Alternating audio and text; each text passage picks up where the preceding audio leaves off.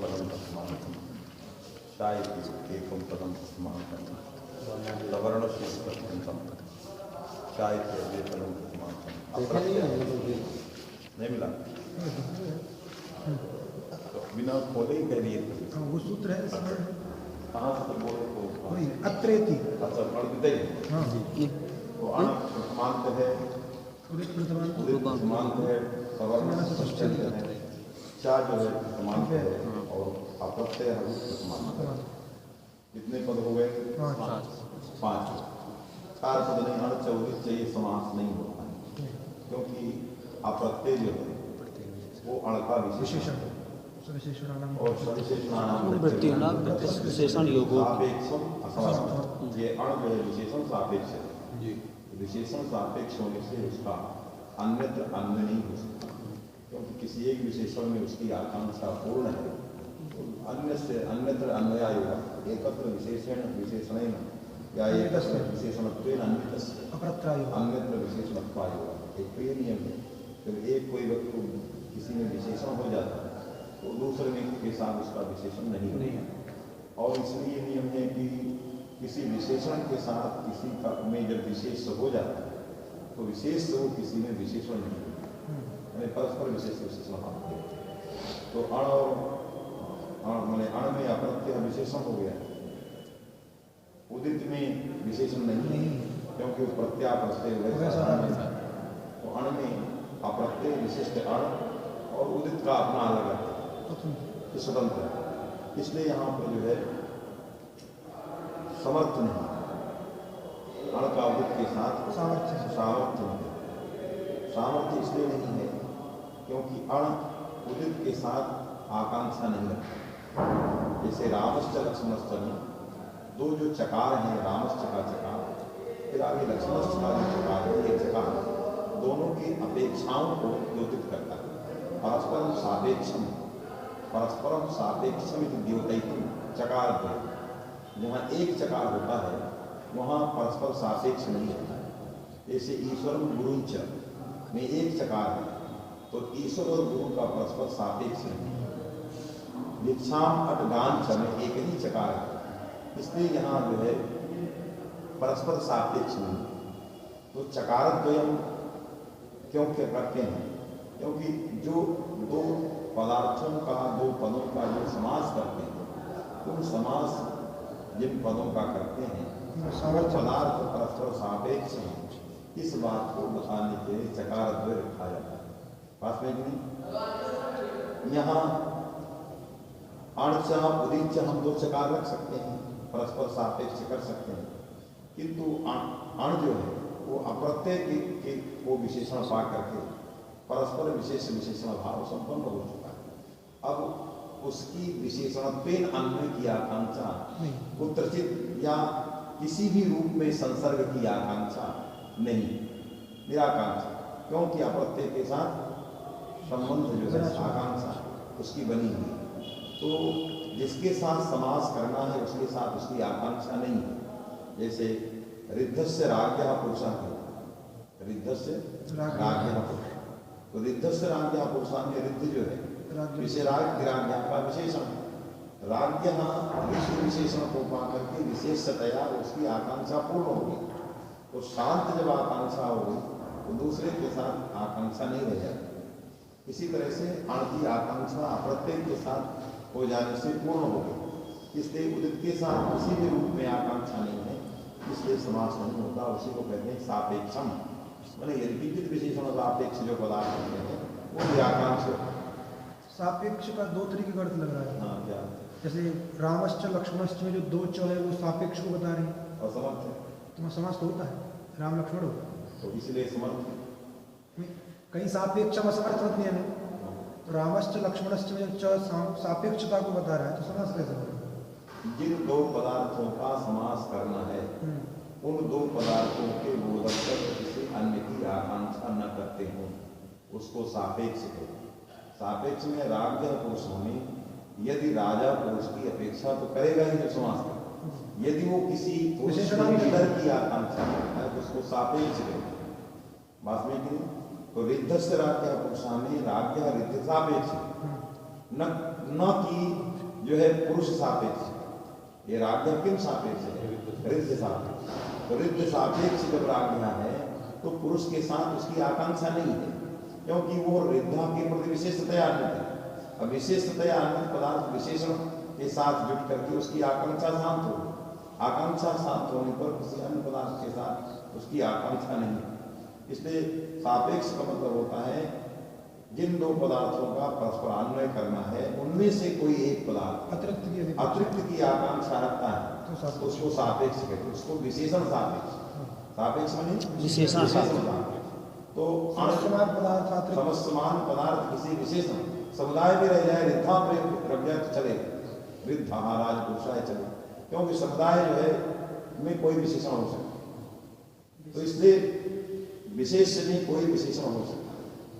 यदि रिद्ध को पुरुष में करते, क्योंकि एक विशेष के अनेक विशेषण होते हैं, लेकिन एक विशेषण के अनेक विशेषण नहीं हो सकते सत्य विशेष से।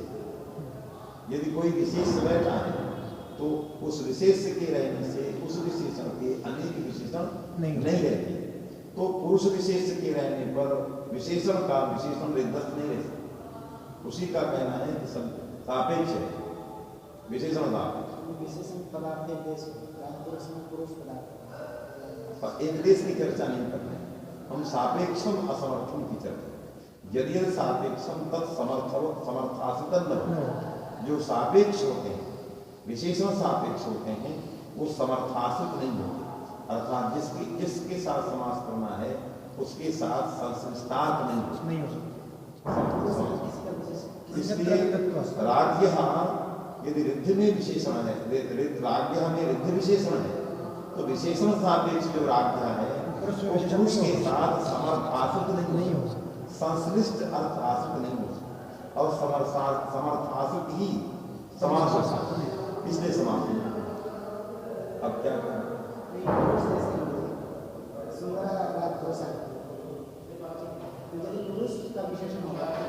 सुंदरा पुरुष का विशेषण नहीं है, राजपुरुष समुदाय का विशेषण, राज संबंधी पुरुष का विशेषण सुंदर, केवल पुरुष से उसका कोई लेना नहीं। राजपुरुष जो समुदितार्थ, उस समुदित में कोई भी विशेषण दे सकते। अयम राजपुरुषः सुंदर, अयम राजपुरुषः सुंदर, अस्य राज्ञस्य पुरुषः रिद्धस्य राज्ञः या रिद्धस्य राज्ञः पुरुषः, ये सब नहीं है। विशेषण नहीं, विशेषण सापेक्ष।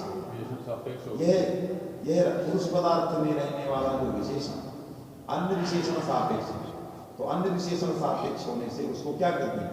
असमर्थ कहते हैं, संश्लिष्टार्थ नहीं, अर्थात उसके साथ उसकी आकांक्षा शांत हो गई, समाप्त। इसलिए उन जगहों में समास नहीं होता।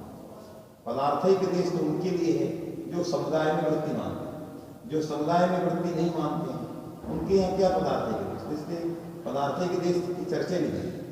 अरे हम पदार्थिक देश कह सकते हैं, न्यायिक कहेगा पदार्थिक देश नहीं है, पदार्थ, तो पदार्थिक देश से समास नहीं होता, ऐसा नहीं है, क्योंकि पदार्थिक देश उनके यहाँ नहीं तो समास हो जाए। एक नियम बनाना होगा जो सबके लिए लागू हो, हमारे यहाँ उनकी समुद्र में वृत्ति है, इससे हमारे यहाँ वो पदार्थिक देश हो सकता है, तो पदार्थिक देश में रिद्धस्थ काल में नहीं होगा, इसलिए कह देंगे कि हम समास नहीं करते। लेकिन उनके यहाँ तो पदार्थ है, तो वो क्या समास कर लेंगे?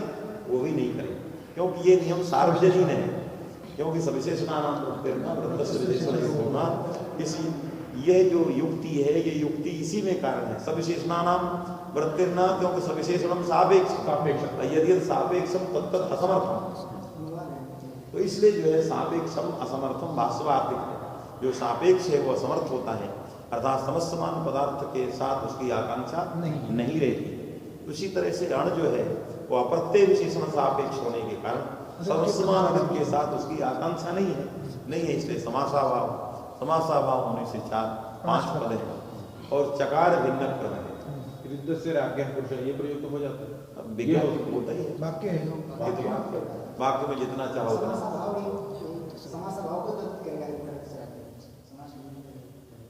समासा भाव को दूषित करेगा, मैंने ये वाक्य किसी को दूषित नहीं करेगा, वाक्य का प्रयोग। लेकिन विशेषण तो विशेषण में रहता है ना, तो रिद्धस्य पुरुष में जाना चाहिए, राज्ञ में जा रहा है, विशेषण का विशेषण भी होता है।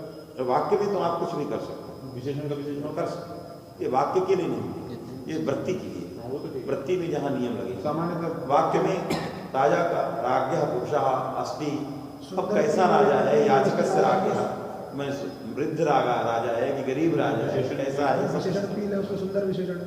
बहुत सारे हैं। हाँ, सुंदर वस्त्र वाला पुरुष। सुंदर बहुत पीले सारे। वस्त्र वाला पुरुष। वाक्य में कहीं कुछ भी करो कोई दिक्कत नहीं। वाक्य के नियंत्रण के लिए नियम नहीं, क्योंकि समास के लिए सूत्र बने हैं, वाक्यों के लिए कोई सूत्र नहीं बना।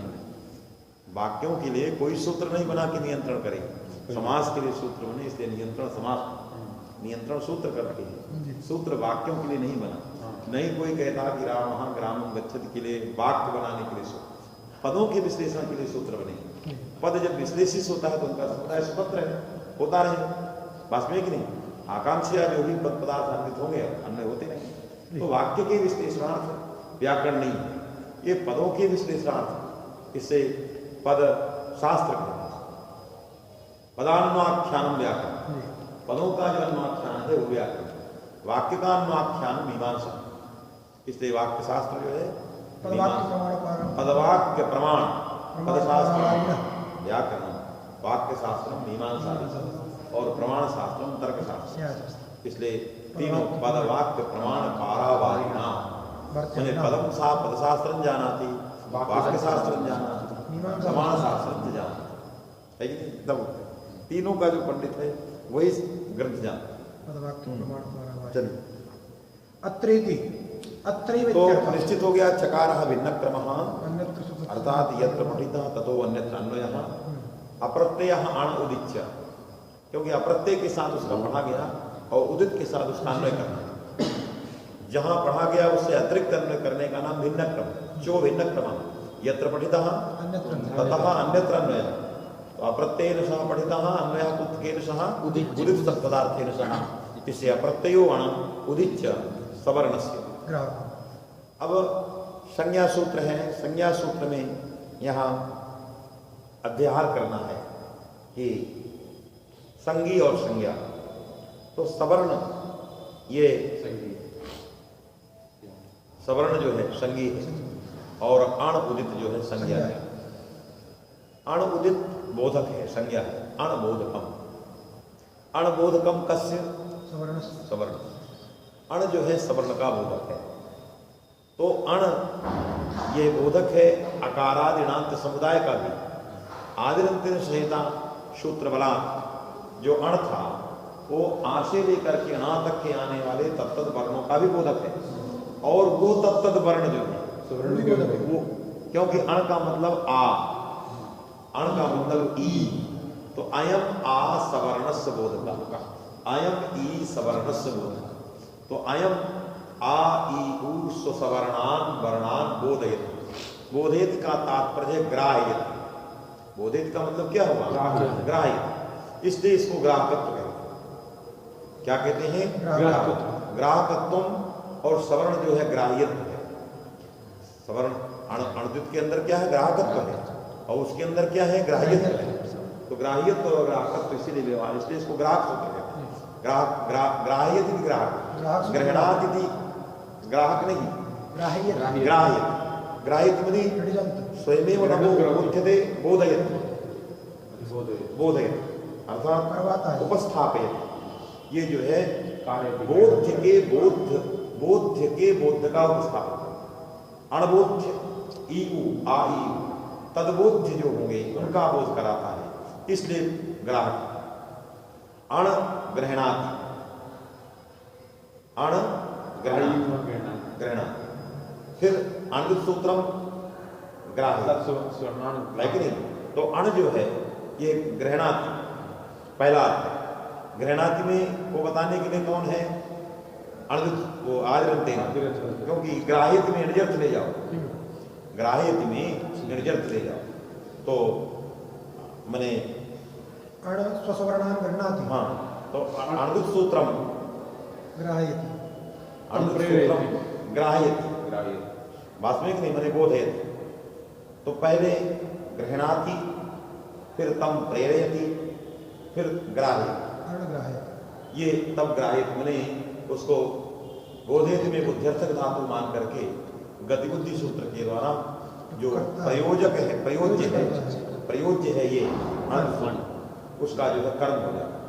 वास्तविक नहीं तो प्रयोज्य प्रयोजक भाव बता सकते हैं कि अण ग्रहणाति सूत्रं च प्रेरयति यदि सूत्रम ग्राह्यति माने अण स्वबोध्यम स्वकीयम बोध्यम गृह्णाति और अणदिति प्रेरयति अणदि सूत्रम प्रेरयति इति अणदि सूत्रम अणबोध्य बोध्यान ग्राह्यति है कि नहीं। अण स्वबोध्य बोध्यम गृह्णाति अणदुच्च प्रेरयति इति अणदित स्वबो अण स्वबोध्य बोध्यान ग्राह्यति। वास्तविक नहीं तो ग्राहकत्व आ जाएगा, ग्राह्य यदि ग्राहक नहीं तो सूत्र के अंदर ग्राहकत्व आ गया। वास्तविक नहीं तो पहला अण ये करता है, अण स्वबोध्यं गृह्णाति, हाँ स्वबोध्यान बहुवचन कर देते, हाँ अण स्वबोध्यान गृह्णाति, हाँ। अणुदित सूत्रम प्रेरयति इति अणुदित सूत्रम अण और अणम आएगा तो कर्म हो जाएगा, अणम स्वबोध्यान गृह्णाति ग्राह्यते, अण मैंने प्रयोज्य करता कर्म हो जाएगा। अथवा तृतीया में लेते हैं तो अणुदित सूत्रम अणा स्वबोध्य बोध्याम ग्राह्यति। वास्तविक नहीं तो स्वबोध्यम स्वबोध्य बोध्यम गृह्णाति, पहले स्वबोध्य बोध्यम गृह्णाति सूत्रं च प्रेरयति इति सूत्रम अणा स्वबोध्य बोध्यम ग्राह्यति।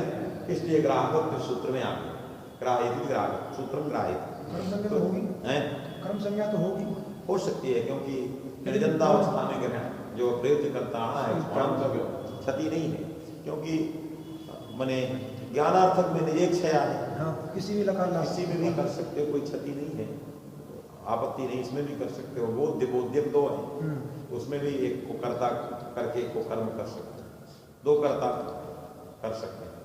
ग्राह्यति में इधर जो सूत्र में आ जाएगा, सूत्र में आ जाएगा। चलिए प्रयोजक करता तो अणुदित सूत्र जो है ग्राहक सूत्र हो गया, अर्थात सवर्णस्य बोधकम यानी ग्राहक, अण उदित सवर्णस्य ग्राहकम। तो अण उदित में बोधकता है, अण उदित में क्या है बोधकता है।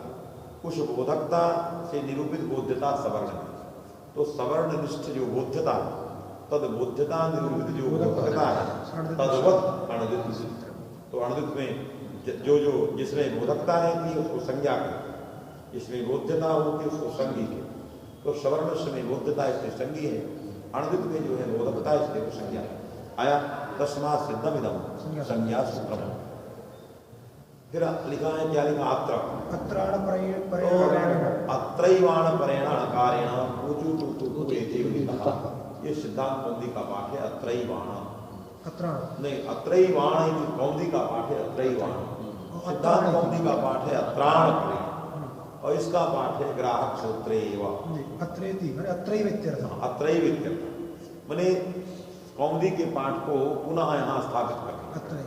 पहले से कौमुदी का पाठ था अत्रैवाण, सिद्धांत कौमुदी में आया तो ये पाठ है अत्राण, फिर इसमें आ गया तो उसी को व्यवस्थित किया अत्रैव। अत्रैव की व्याख्या कर दिया ग्राहक सूत्रे सूत्रे ग्राहक सूत्रे एव, ग्राहक सूत्रे एव माने अत्रैव माने ग्राहक सूत्रे एव। तो अत्रैव इति अत्राण इति ग्राहक सूत्रे एव, तीन व्याख्याएं हुई। पहली व्याख्या अत्रैव, दूसरी व्याख्या अत्राण, तीसरी व्याख्या ग्राहक सूत्रे। ये तीन तरह की व्याख्याएं इसमें आई। ग्राहक सूत्रे एव ये इनका टीका है, किसका टीका है अत्राण की टीका है। अत्रैव में जो उन्होंने कहा उसकी टीका है ग्राहक सूत्रे एव। अत्र च उर्रतेति सूत्रे तपरत्व मानव, ठीक है। मने अत्र मने ग्राहक सूत्रे एव अण प्रत्याहारः परणकारं यावत् गृहीतव्यः। ग्राहक सूत्रे एव अण प्रत्याहारः परणकारं यावत् गृहीतव्यः।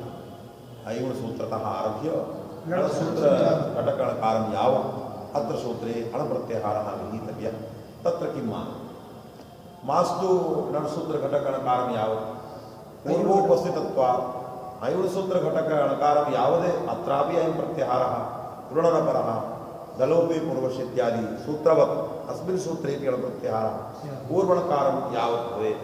किमर्थं परणकारं यावत् अत्र सूत्रे अणप्रत्याहारः अंगीक्रियते इत्यत्र किं मानम् अत आह आत्मानं चैव। बात समझ में? हम यहाँ भी पूर्व तक लेंगे जब सभी जगह एतत् सूत्रातिरिक्तं सर्वत्रापि संपूर्णायाम् अष्टाध्याय्यां सर्वत्र अणप्रत्याहारः पूर्वमणकारं यावत् गृहीतो भवति, तो यहाँ पर भी हम अणप्रत्याहार को कर्णकारं यावत् गृहीतव्यः। किमर्थमत्र सूत्रे एतत् पर्यन्तानुधावनं क्रियते किं प्रमाणं किमर्थं? तो लिख रहा है, क्या लिखा? अत्र च उर्रित इति सूत्रे तपरत्वं मानम्। उर्रित सूत्र में जो तपर करण है वही पर अणकार तक अण प्रत्याहार है, इसमें मानव होने प्रमाण है। उर्रित सूत्र क्या करता है? पहले सूत्र का अर्थ बताओ तब लगेगा क्या करता है। ये लिखा है, ये बताए। एक वहाँ पढ़ाए तो थे हम, कुछ अभ्यास नहीं क्या हो। अरे कौमदी में तो पढ़ाए थे, कौमदी तो पूरी पढ़ाए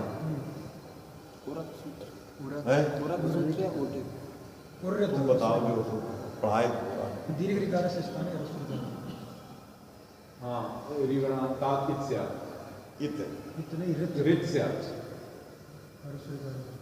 उर्रित उर्रित। क्या देख रहे हो? कुछ पाठ लगाया करो कहीं सूत्र। फिर कहता हो कौन सूत्र है, तो फिर क्यों अन्न नहीं पढ़े तो वेद कर्मकांड कराने के लिए पढ़े। पढ़ो पढ़ो, नहीं पढ़े ये कौन उत्तर है?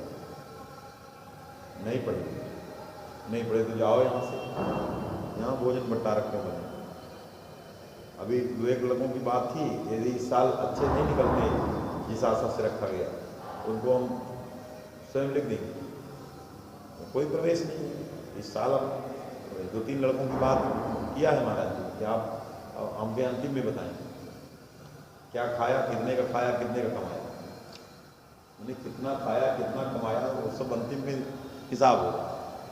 अभी पढ़ नहीं रहा, ये भी मंत्र याद कर रहा देखा मैंने, वहां भी गणाना हुआ यहाँ भी गणाना। चलिए उर्रित सूत्र क्या करता है, उदाहरण क्या है? अचीकृत। और क्या करता है इसको बताओ? मैंने दीर्घ ऋकार से स्थाने ह्रस्वकार होते हैं। कैसे? अचीकृत सिद्ध करो। अचीकृत में कृत संच्छेदने धातु से लोग लगा अचीकृत कृति छेदने कृति संच्छेदने कृति अलग है, तुम कृति हो, क्रीत कह रहा है, कृति कह रहा है। कृत संच्छेदन भाई दीर्घ ऋकार को माने एक संशोधन एक छेदन एक क्योंकि लड़ाई दीर्घ ऋकार को ऋकार पर अर्थ करता है। बोल के है कृत संच्छेदन से बनेगा क्रीत। हां क्रीत, हां संच्छेदने है, संशोधन है कुछ है क्या है? कृत संशोधने कृति छेदने। धातु है क्रीत संशोधने और कृति अलग है, कृति से यहाँ लेना देना नहीं। क्रीत संशोधने। अब बताओ लोग लगा लाए लुंग ले आए तो अडागम किया अक्रीत अत आक्रीत। हाँ अक्रीत क्रीत धातु है अक्रीत अत। ये आता कहाँ से आ गया? उधर आता कहाँ से गया? चंग किया ना उधर में।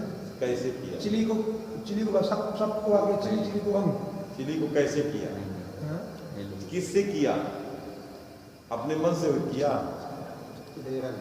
नहीं इणी श्री दुर्सुतिया तो इणी श्री दुर्सुतिया में इणी हो गया कुछ होगा तब ना, ये अपने से चंग कर तो ऋजंत की धातु है बताओ उसको। ऋजंत की धातु से जो है तो पहले ठीक प्रक्रिया बताओ। कृत धातु कह रहे हैं कि कौमदी नहीं पढ़ते हो, नहीं धातु से लगाते ऋजंत प्रत्यय जीवन भर हमको नहीं आता। कृति कृति धातु से कृति नहीं है क्रीत। ऋजंत से क्या किया लोग लगा लाए अडागम किया अक्रीत क्रीत क्रीत ऋज का ई णी का ईता। अब उससे जो है पहले सबको बात किया चिली किया, चिली को हम किया सुब्य का त्रिचम अक्रीत ई आता अक्रीत ई आता में अब जो है लगाएंगे उर्रित। दीर्घ री को क्या किया ह्रस्व किया, इससे बनेगा अकृत ई अत अनिटार धातु के इसलिए ऋणी का लोप हो जाएगा। तो और चंग इत्यादि से द्वित्व इत्यादि भी करना है। तो अ च कृत उरत से उरत बराबर हो जाएगा, लोप हो जाएगा, उरत हो जाएगा। अ च कृत अता और नुम भी होता है इसमें, अचकृत तो बनता है नहीं, अचीकृत बनाना। हाँ अचीकृत बन जाएगा, बन गया फिर। ईत किया हर्ष लोगों से कार्य को किया, लेके कार्य। ये अचीकृत अचीकृत बनाना अचकृत कह रहा है, नहीं बना अभी अचीकृत अचकृत में काम बन गया। दोबारा होता है अकृत ई अतर अकृत ई अतर आकृत ई अतर अन्य धातु को मान करके डी का लोप कर दिया और चंगी से द्वित्व किया, कुरत किया और कोष्ठ चकार किया, बन गया अ च क्री अत। अब इसमें उरित से क्या कर दिया, इसको हर्षरिकार कर दिया, तो बन गया अ च कृत अत और सन्निहित से तो किया अचीकृत क्या सनद भाव हो गया। नहीं सन्मत भाव की बात नहीं, प्रक्रिया ही गलत है, प्रक्रिया ही गलत है। ये सब पढ़ रहा है, जिसने हिंदी में लिखा है पढ़ रहा है, घर में पागल हो गया, घर में कमरे में पगला है। अरे पढ़ के आओ पंडित जी, प्रक्रिया पढ़ के आओ, सिद्धांत कौन दिए वहाँ देखने से काम नहीं। अभी जब मैं पढ़ाता हूँ तब लचक लचक के देखने टीका शुरू कर, ये पढ़ के आओ वहाँ से। यदि पढ़ के आते तो ये संकट न रहता, कभी देख के नहीं, यहाँ देखने लगे। यहाँ अभी वो श्लोक का अर्थ था, एक बार संस्कार बोलता है, हम लोगों को भी बोलता है, लेकिन जब शुरू हो जाता तो धीरे धीरे उद्भुत हो जाता। कठिन श्लोक थे, बहुत दिन के देखे हुए, लग रहा था कि इसलिए इधर उधर कर रहा था, कल हो, लेकिन शुरू किया तो सब निकल गया। तो एक बार पढ़ो, अभ्यास करो उसको। कौमुदी पढ़ा दिया, तृतीय खंड सिद्धांत कौमुदी पढ़ाया, उसमें अचीकृतता है, तो अभ्यास ही नहीं किए प्रयोग। अब वो वहाँ देख रहा, बोलो जी क्या देखो, तो चलो देखो प्रकरण समझो।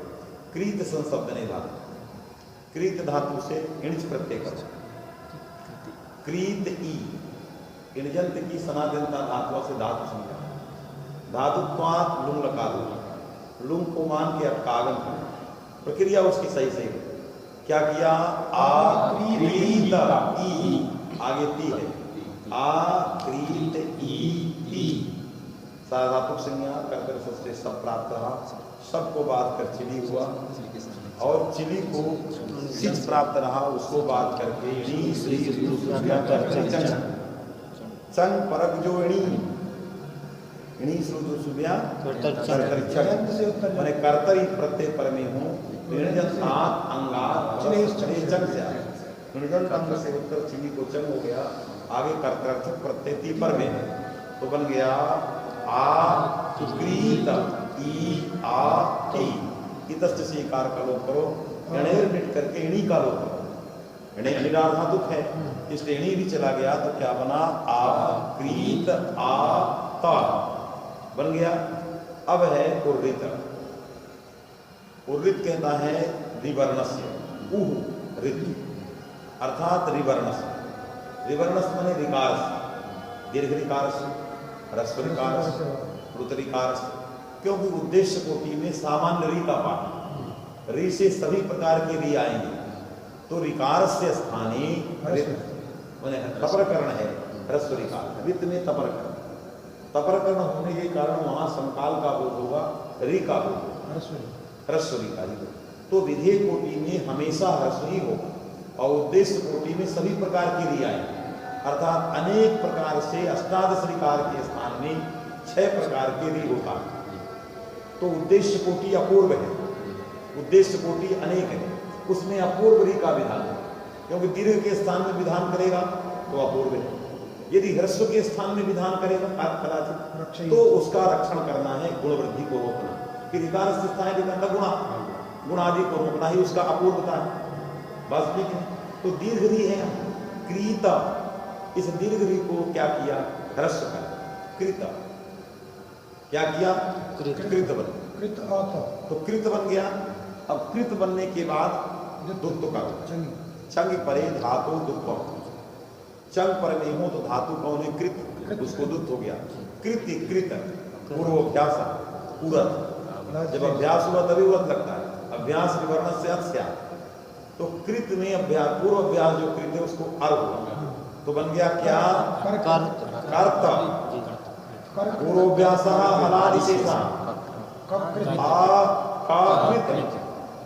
अब सन्व लघु चन परे अनुरूपे से अभ्यास को सन्वरवा, असनि परे अभ्यास से का को ईद और होस्तु इत्यादि से का को चा, फिर इसको सन्वद्भावित और दीर्घो लघु से अभ्यास को दीर्घ अचीकृत आता आसन लग गया अचीकृत, ये प्रयोग वास्तविक नहीं। नंग चंग उदाय ह्रस्वास ह्रस्व नहीं हो सकता। किसको? जो कृत धातु में जैसे वहाँ अची का मतलब होता है कान धातु बन जाता है, तो वहाँ इस प्रकार से रंग परे चंग परे अणुवेदंगम तस्य उदाय ह्रस्वास, इसी सूत्र ने ह्रस्व किया, उससे भी उपधा को जो दीर्घ ऋकार को ह्रस्व ऋकार अगर हो जाता है ये प्रयोग बन जाता है। कहाँ ह्रस्व है? जैसे अकामी में उन्हीं का लोप होने के बाद काम जो उपधा है उसको ह्रस्व हो जाता है, अकम बन जाता है। अच्छा, नहीं का लोप अच्छी का मतलब होता है ना ह्रस्व, कामी को ह्रस्व नहीं होता। वहाँ पे कमेश श्लेष, ये जो हृदयंत का प्रयोग कमेश श्लेष में अलग होता है भाई। उपधा ह्रस्व से होता है, प्राप्त होता है। क्या सूत्र है इसमें? णं चंग उदाय ह्रस्व चंग परे अणुवेदंगम तस्य उदाय ह्रस्वास।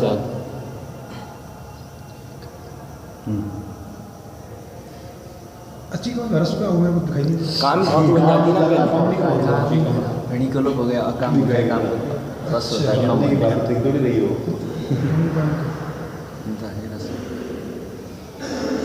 तो डी का चले जाने से वो स्वयं चला जाएगा, तो सूत्री है। ज्ञापन करेंगे प्रणव चंगी बताया, वो सामान्य सूत्र है। प्रणव चंगी बताया ह्रस्व ये सामान्य जंग पर्याणु ये रस्व बधाया ह्रस्व सामान्य सूत्र, ये विशेष सूत्र है क्योंकि इसको केवल क्रीत में नहीं लगना है, ह्रस्व में भी लग रहा है, इसको ह्रस्व में भी लगना है, ऋतु में भी लग रहा है। जितने प्रकार की, इसलिए उस सूत्र से यहाँ ह्रस्व करके काम चला सकते हैं। जहाँ ह्रस्व ही स्थल है, जहाँ ह्रस्व ही विकार है, कृत जैसे वहाँ उपधा में गुण प्राप्त है णी को मानकर, उस गुण को रोकने के लिए उर्रित सूत्र की आवश्यकता है। इसलिए ये नहीं कह सकते काम छोड़, वो कहाँ दीर्घ को कह रहा है, वो तो उपधा को ह्रस्व कह रहा है। उपधा में जहाँ पहले से ह्रस्व है तो भी तो उपधा ही होगी, गुण को बाहर करने के लिए सूत्र में आता है। उपधा ही ह्रस्व रहेगा तो उपधा रहेगी। उपधा को ह्रस्व करता हो, दीर्घ की उपधा को ह्रस्व करता है, तो नहीं कह रहा वो भी कौन? ह्रस्व को भी ह्रस्व कर ही देगा, ह्रस्व को ह्रस्व कर देगा, सभी में वृद्धि नहीं होगी। जैसे ऋतु को ऋतु कर रहे हैं, वो भी तो ह्रस्व को ह्रस्व कर देगा, ह्रस्व को ह्रस्व तब करेंगे जब जो कहीं व्यर्थ हो, तब ना उसकी जब गुण वृद्धि को रोक रहे हैं। सिद्धांत कौंदी का सूत्र निकालो, उठपटांग बोल प्रणव चंगी बताया ह्रस्व है। सूत्र को अणौचक उदाया ह्रस्व नहीं, उर्रित सूत्र, उसके उदाहरण में 3 उदाहरण है उसके। अच्छी कृत ये दिया उसको कारादि से होती हुआ विकल्प से कौन कर रहा है? उर्रित, विकल्प की छोड़ो, जो नित्य कर रहा है उसकी बात। यही उर्रित सूत्र है। उर्रित का उदाहरण क्या उसका वो हो गया ना, अपवाद हो गया, विकल्प से कर रहे अपवाद नहीं बनता। अच्छी कृतक, अविव्रतक और अमीमृजत, अमीमृजत मृजु सूत्र, उसमें ह्रस्व ही है, उसको ह्रस्व करना है। अब ह्रस्व को ह्रस्व करना, ह्रस्व कर, यही फल है ना। तो वह पहले बताया कि ह्रस्व को ह्रस्व करना क्यों, गुण को रोकना। अब यहाँ यदि ह्रस्व को करते हो तो जैसे यहाँ ह्रस्व विधान करते हो, ह्रस्व को ह्रस्व कर दो, अणौचक उदाया और कह दो ह्रस्व विधान सामर्थ्यात, तो ह्रस्व विधान सामर्थ्यात में ह्रस्व विधान एक जगह के लिए नहीं है, काम में ह्रस्व विधान चरितार्थ है। अंतरंग बहिरंग वादी बनेगा ना, छोड़ो ह्रस्व विधान सामर्थ्य कहाँ है? ह्रस्व विधान में सूत्र के द्वारा ह्रस्व विधान व्यर्थ होना चाहिए, तो व्यर्थ नहीं हो, काम में चरितार्थ, इसलिए सूत्र की आवश्यकता है।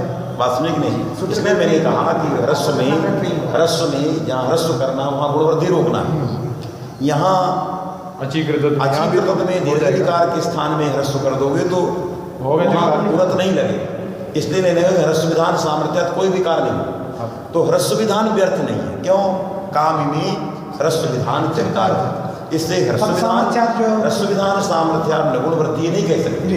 ह्रस्व विधान नहीं करोगे तो गुण वृद्धि रोकना है। इस सूत्र से भी तो चरितार्थ होगा ना अचीकृत में, ह्रस्व में क्यों कर, इसलिए गुण वृद्धि रोकना है। और गुण वृद्धि तभी रुकेगी जब आप ऋत सूत्र बनाओगे। तो ऋत सूत्र जब बना दिया तो मुख्य प्रयोजन था दीर्घ ऋकार के स्थान में ह्रस्व ऋकार करना, ह्रस्व ऋकार के स्थान में ह्रस्व ऋकार प्रयोजन था गुण को रोकना, वृद्धि को रोकना।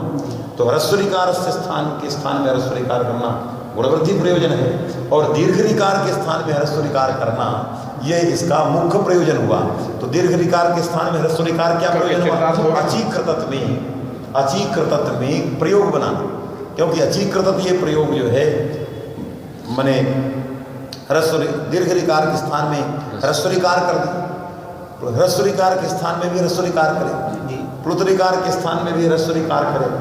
तो ह्रस्व ऋकार से ह्रस्व ऋकार करना प्रयोजन हो गया गुण वृद्धि आदि को रोकना हो गया, बात समझे कि नहीं? और दीर्घ ऋकार के स्थान में ह्रस्व ऋकार करना प्रयोजन हो गया इसका अचीकृत मुख्य प्रयोग की सिद्धि। क्यों क्या और क्या लिखा है इसमें? लगा जी री अत्र ऋकारः स्थानित्वेनुपात्तः तस्य च अंतरंगत्वात्। क्या है ये? क्या सिद्धांत कौमुदी है? सिद्धांत कौमुदी बालब्रह्म। मूल बताओ उसका मूल। मूल में कुछ नहीं लिखा गया। कुर्रती थी इर आराम अपवाद, बस वो तो गया इर आराम अपवाद तो लिखी तो दिया जी, इर का वादक है जी। अरे उसके ऋतित धातु लगा हुआ जी जी, उसका वादक ऋतित धातु है। अर में जहाँ पर गुण है आराम वृद्धि लिखा तो है, और आगे आप क्या नहीं लिखा जो ह्रस्व के प्रति जो गुण इत्यादि का अंतर है। इर अर और आराम, इर प्राप्त है ऋतित धातु जी, तो यहाँ ऋतित धातु अचीकृत अभ्यास माने ऋत दीर्घ विकार पड़ता है, ऋत को बांधना है, और अर माने गुण को बांधना है। अववर्तत, अर का उदाहरण दिया अववर्तत, हाँ, और अभिवर्तत हो गया जी। आर का अममार्जत अमीमर्जत, तो अमीमर्जत ये उदाहरण अमीमर्जत में जो ह्रस्व ऋकार वचन सामर्थ्यात् अंतरंगापि इर अरो बाध्यन्ते। इर और अंतरंग है तब भी इसके द्वारा बात है, तो आप अंतरंग कहने की जरूरत नहीं, अपवाद है। चलिए तो अचीकृत हो गया, तो ये निश्चित हो गया कि उर्वृत सूत्र के द्वारा अभ्यास में जो विवरण है क्रीत में री, उस री के स्थान में क्या हो गया? री हो री उर्वृत, ऊह मने ऋकार से स्थानी, ऋत मने इत से ऋकार से, तो अभ्यास रिवर्ण के मने रिवर्ण से स्थानी रिवर्ण से, तो रिवर्ण के स्थान में रिवर्ण किया तो दुत्व के पहले ही कृत में री को ह्रस्व री कर दिया, कृत किया, अब कृत किया जी, फिर औरत लगाया, फिर होस्ट इत्यादि लगा, हरादि शीशा लगाया, फिर अचकृत बन गया है कि नहीं? और अचकृत का जी, बात समझ आई? अब प्रकरण में आइए क्या प्रयोजन है। यदि अण प्रत्याहार पूर्वणकार तक नहीं वर्णकार तक नहीं किया जाता तो उर्वृत सूत्र का तपरकरण कैसे करें? अत्र तपरत्व मानो, उर्वृत सूत्र में जो ऋत में तपरकरण है यही तपरकरण इसमें प्रमाण है। यदि पर्णकार तक नहीं दिया जाता तो री अण में आता ही नहीं, जब आता नहीं तो सवर्ण ग्राहकता प्राप्त ही नहीं, तो न उद्देश्य कोटि में किसी प्रकार की सवर्ण ग्राहकता है, न विधेय कोटि में सवर्ण ग्राहक री रहता, केवल ऋकार से स्थानीय ऋकार है। तो ऋकार के स्थान में ऋकार करना है, तो ऋकार के स्थान में ऋकार करने का तपरकरण क्या था? क्योंकि री के स्थान में री आंतरतम्यात्, ह्रस्व ऋकार से स्थाने ह्रस्व ऋकार स्यात्, दीर्घ ऋकार से स्थाने दीर्घ ऋकार स्यात्, प्लुत ऋकार से स्थाने प्लुत ऋकार स्यात् आंतरतम्यात्। बात में कि नहीं? क्योंकि यहाँ पर अणुसवर्ण प्रत्यय लगता ही नहीं, क्योंकि अण प्रत्याहार में आता ही नहीं आता, तो ऋकार से स्थाने ऋकार, जैसा ऋकार मिलता वैसा ऋकार हो जाता फिर तो है। फिर दीर्घ के सामने दीर्घ ऋकार हो जाएगा, दीर्घ प्राप्त कहाँ की हो जाएगा? अरे जब अणुसवर्ण के अण में आएगा तुमने दीर्घ आदि का ग्रहण नहीं, ह्रस्व के सामने फिर ह्रस्व का दीर्घ के सामने दीर्घ, वो तो जब आएगा तब। अब अण में नहीं आता, अण में नहीं तो स्वसवर्ण का ग्रहण ही नहीं, जो बना है वही होगा, स्वसवर्ण का ग्रहण नहीं, स्वसवर्ण का ग्रहण होता नहीं। जब स्वसवर्ण का ग्रहण नहीं होता तो केवल प्रयोजन क्या आगे क्या लिखा है? तब जी बता चुरादि ऋणंतात्, चुरादि ये धातु चुरादि की है जी, और ऋणंतात् चुरादि जोड़ी सेरिज है, क्रीत धातु हो लुंगी, क्रीत संशब्दने लुंगी, अचीकृत इत्यत्र दीर्घ ऋकारस्य स्थाने ह्रस्वः एव यथा स्यात् ये इत्यर्थः। तपरकरण है। यदि हम अण प्रत्याहार में आता था तो पूर्व में भी अण है, उत्तर में भी अण था। अणत्वेन सवर्ण ग्राहकता प्राप्त थी। दीर्घांतरतम्या दीर्घस्य स्थाने दीर्घानस्यात् दीर्घस्य स्थाने ह्रस्वः यथा स्यात् तदर्थम तपरकरणम आवश्यक। यदि अण प्रत्याहार पर्णकार तक था जब, तो संपूर्ण से ऋकार से स्थाने ऋकारा प्राप्त, तो अनेक ऋकार उद्देश्य कोटि में थे। तो आंत विधेय में भी अनेक ऋकार थे। तो आंतरतम्यात् दीर्घ से स्थाने दीर्घ, ह्रस्व से स्थाने ह्रस्व, पास में कि नहीं। तो फिर दीर्घ के स्थान में दीर्घ, ह्रस्व के स्थान में ह्रस्व होना था, पास में कि आंतरतम्यात्। तो तपरकरण रखने की आवश्यकता क्या थी? अतः तपरकरण जो है व्यर्थ है, और व्यर्थ पढ़ करके कह रहा है कि पर्णकार तक लिया जाए। जब पर्णकार तक लोगे तो सवर्ण का ग्रहण करेगा, तो सवर्ण का ग्रहण करेगा। दीर्घ के स्थान में दीर्घ प्राप्त दीर्घ से स्थाने दीर्घ तपरकरणम आवश्यक। तद्धि क्या लिखा? तद्धि चुरादि व्यंतात् क्रीत धातु लुङि अचीकृत इत्यत्र दीर्घ ऋकारस्य स्थाने ह्रस्व यथा स्यात्। दीर्घ ऋकारस्य स्थाने ह्रस्व परे विधेय कोटौ ह्रस्वः एव आगच्छेत्। तपरेण अन्येषां ऋकाराणां व्यावृत्ति। उद्देश्य में तपरकरणे सर्वेषां ऋकाराणां ग्रहणम। अण प्रत्याहार में आने के कारण तो समस्त ऋकारों के स्थान में ह्रस्व हो तो अपूर्व हो गया। ह्रस्वाय अन्येषां व्यावृत्ति ही तस्मात् तपरत्वम आवश्यक। तपरकरण आवश्यक, इसीलिए तपरकरण किया। यदि अर्थम न से तो विधेय जो रही है उससे दीर्घ प्राप्त ही नहीं, स्वयं ह्रस्व हो जाएगा उसका स्थान। दीर्घ ह्रस्व ही पड़ा गया है विधेय को, अण से अन्य का ग्रहण ही होगा, इसलिए दीर्घ प्राप्त तपरकरण में। पूर्वेण अत्र अण ग्रहण हेतु अव्यर्थ बता पहले प्रयोजन बना कि अण प्रत्याहार में आने से समस्त प्रकार के री के स्थान में ह्रस्वाय तपरकरणम, ये प्रयोजन। यदि पूर्वेण अण ग्रहण हेतु, पूर्वेण अत्र अण ग्रहण हेतु उद्देश्येन विधेयेन च लगा ऋकारे अणनाणत्वात् ऋकारेण अनणत्वात् माने अणभिन्नत्वात्। तो यदि पूर्वेण अण प्रत्याहार ग्रहणे उद्देश्य विधेय कोटौ ऋकारस्य अभिन्नत्वात्। पूर्व उद्देश्य में भी विधेय में भी अभिन्न है, अभिन्न है तो भिन्न कालाक न तस्य स्थानित्वं नव आदेश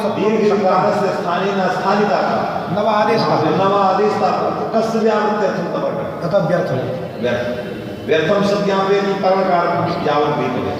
जब पढ़ने की पूर्व में स्थानिता प्राप्त है और उत्तर में जो है विधेयता न हो जी, उसके लिए तपरकरण आवश्यक, क्योंकि पूर्व में दीर्घिकार आदि में स्थानिता प्राप्त, दीर्घिकार आदि में प्राप्त स्थानिता उसके स्थान में आदेश वृद्धि न हो जाए, इसलिए ये सांस्कृतिक चारितार्थ आया। पूर्वेण अत्र अण ग्रहण हेतु उद्देश्येन विधेयेन च ऋकारेण अनणत्वात् विधेय पूर्व चर्चादीनां आंतरतम्यात् दीर्घिकारस्य स्थाने दीर्घिकार समस्यात् ह्रस्वे यथा ऋकारेण अनणत्वात् भिन्नकालाग्रहणेन न तस्य स्थानित्वं नव आदेशत्वं प्रसक्तं। मने दीर्घादीनां न स्थानिता नव आदेशः तस्मात् तपरकरणं व्यर्थः। न च तपरसूत्रेण दूसरी बात आ गई। अब पहले दूसरी बात, पहले ये बात समझ लो जितनी ये बताया, क्या समझे? जब ये समझोगे तब नाचा से लगा पाओगे। जितनी मैंने बात बताई उसको यदि समझोगे तब नाचा से लगाओ, नहीं समझोगे तो लगेगा नहीं। क्या समझोगे? तपरकरण जो मान हो गया कैसे? माने यदि तपरकरण जो है अण प्रत्याहार जो पहले बताओ तपरकरण क्यों किया, फिर बताओ तपरकरण व्यर्थ कैसे, फिर बताओ श्वास में चरितार्थ कैसे। ये तीन बातें हैं। पहले तपरकरण क्यों किया? दीर्घ ऋकारस्य स्थाने दीर्घ ऋकारो यथा न स्यात् ह्रस्वेव ऋकारस्य तदर्थं तपरकरणम्। पहले तपरकरण का प्रयोजन जी, फिर प्रयोजन को विखंडित करो और तपरकरण को व्यर्थ करो, फिर चरितार्थ करो। तो ये तीन बातें समझोगे तब पूर्व पक्ष लगेगा। तो पहले तपरकरण से किम प्रयोजनम दीर्घस्य ऋकारस्य स्थाने ह्रस्व यथा हो जाए इसके लिए तपरकरण आया। अप्रयोजन खंडन। अप्रयोजन का खंडन। यदि अणदित सूत्रे अण प्रत्याहार पूर्ण कालम यावत् क्रियते तर्हि उर्रित इत्यत्र न स्थानिता प्रसक्ति पूर्विकारे न उत्तरविकारे आदेशता। उत्तरविकार फिर गलत। दीर्घादि नाम ना स्थानिता नवा दीर्घादि नाम आदेश। तो फिर जब दीर्घादि में स्थानिता आई थी तो आदेश था। दीर्घादि कोई आदेश है तो ये तपरकण किसकी व्यावृत्ति के लिए? किसी आएगा जो एक ही है उसी के स्थान में गुणवृत्ति व्यावृत्ति हो। रूप बनेगा कि नहीं बनेगा इसका काम नहीं देखना। कहता है पूर्वणकार तक लेने पर दीर्घादियों में स्थानिता की प्राप्ति नहीं। और जब स्थानीय नहीं तो क्या आदेशता भी नहीं। तो जब आदेशता ही नहीं है तो किस दीर्घादि की व्यावृत्ति करने के लिए? क्योंकि दीर्घादि प्राप्त नहीं, इसलिए व्यर्थ हो गया। जब पर्णकार ले लिए तो दीर्घादियों में स्थानिता प्राप्त, दीर्घादि में आदेशता प्राप्त, आंतरतम में दीर्घ से इसके लिए दीर्घ की व्यावृत्ति के लिए तपरकण। ये तीन बातें दृष्टिगत करके चलोगी तो लगेगा नाचो। इसने कहा तपरकरण व्यर्थ नहीं है, आवश्यक, क्योंकि तपरकरण आपने व्यर्थ की। यदि पूर्व लोगे तो कहोगे तपरकरण की आवश्यकता नहीं, दीर्घादि में स्थानिता ही नहीं है जिसकी व्यावृत्ति के लिए आवश्यक, इसलिए व्यर्थ कह रहे थे। उसने कहा व्यर्थ नहीं था। ये तपरकरण अणदुत सूत्र अण में री ना भी आए तब भी तपरस तत्काल सूत्र को लगाने के लिए आवश्यक। क्यों तपरस तत्काल को अण की क्या जरूरत? उस कहता है तपर वो समकाल से बोध। ये रित का जो री है वो तपर है। आहे पर में जिससे ऐसा कौन है? री। क्योंकि वहां पर जो है अतुल का विज्ञान है तो ऐसा जो री है वो समकाल का बोध। तो री का समकाल री, क्योंकि री ली सवर्ण है तो री का समकाल री है। तो लिकारक ग्रहणार्थ तपरकरण आवश्यक, व्यर्थी नहीं है। न हो अण प्रत्याहार पूर्व तक ले, पूर्व तक ले लिए री और री में स्थानिता नहीं प्राप्त है। ह्रस्वरिकार के स्थान में ह्रस्वरी होगा, लेकिन तपरकरण किया है कि ह्रस्वरिकार के स्थान में री हो जाए, उससे री भी प्राप्त है, री भी प्राप्त है। इसके लिए तपरकरण आवश्यक, मतलब री का लिकारक ग्रहणार्थम तत् माने तपरकरण। न च तपर सूत्रेण लिकार ग्रहणार्थम लगा। तपर सूत्र में लिकारक ग्रहणार्थ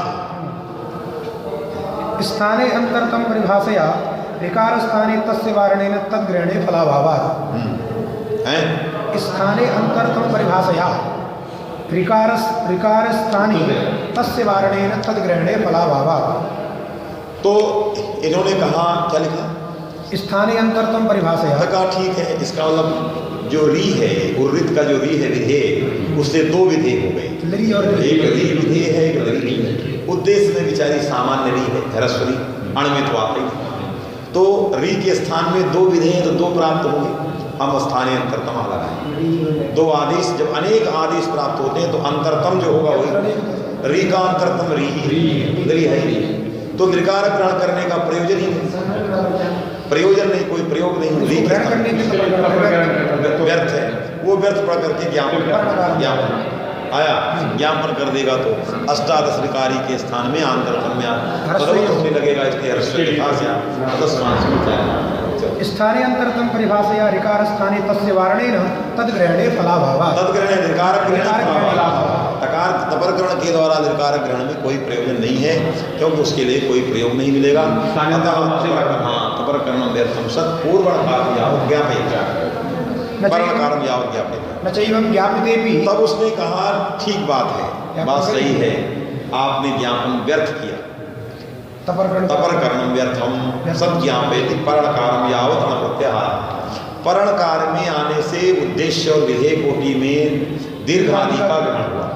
आंतरतम्यात आपने कहा दीर्घ से स्थानीय दीर्घ तदर्थ तपरकरणम स्वांश से चारितार्थ भी आपने कहा।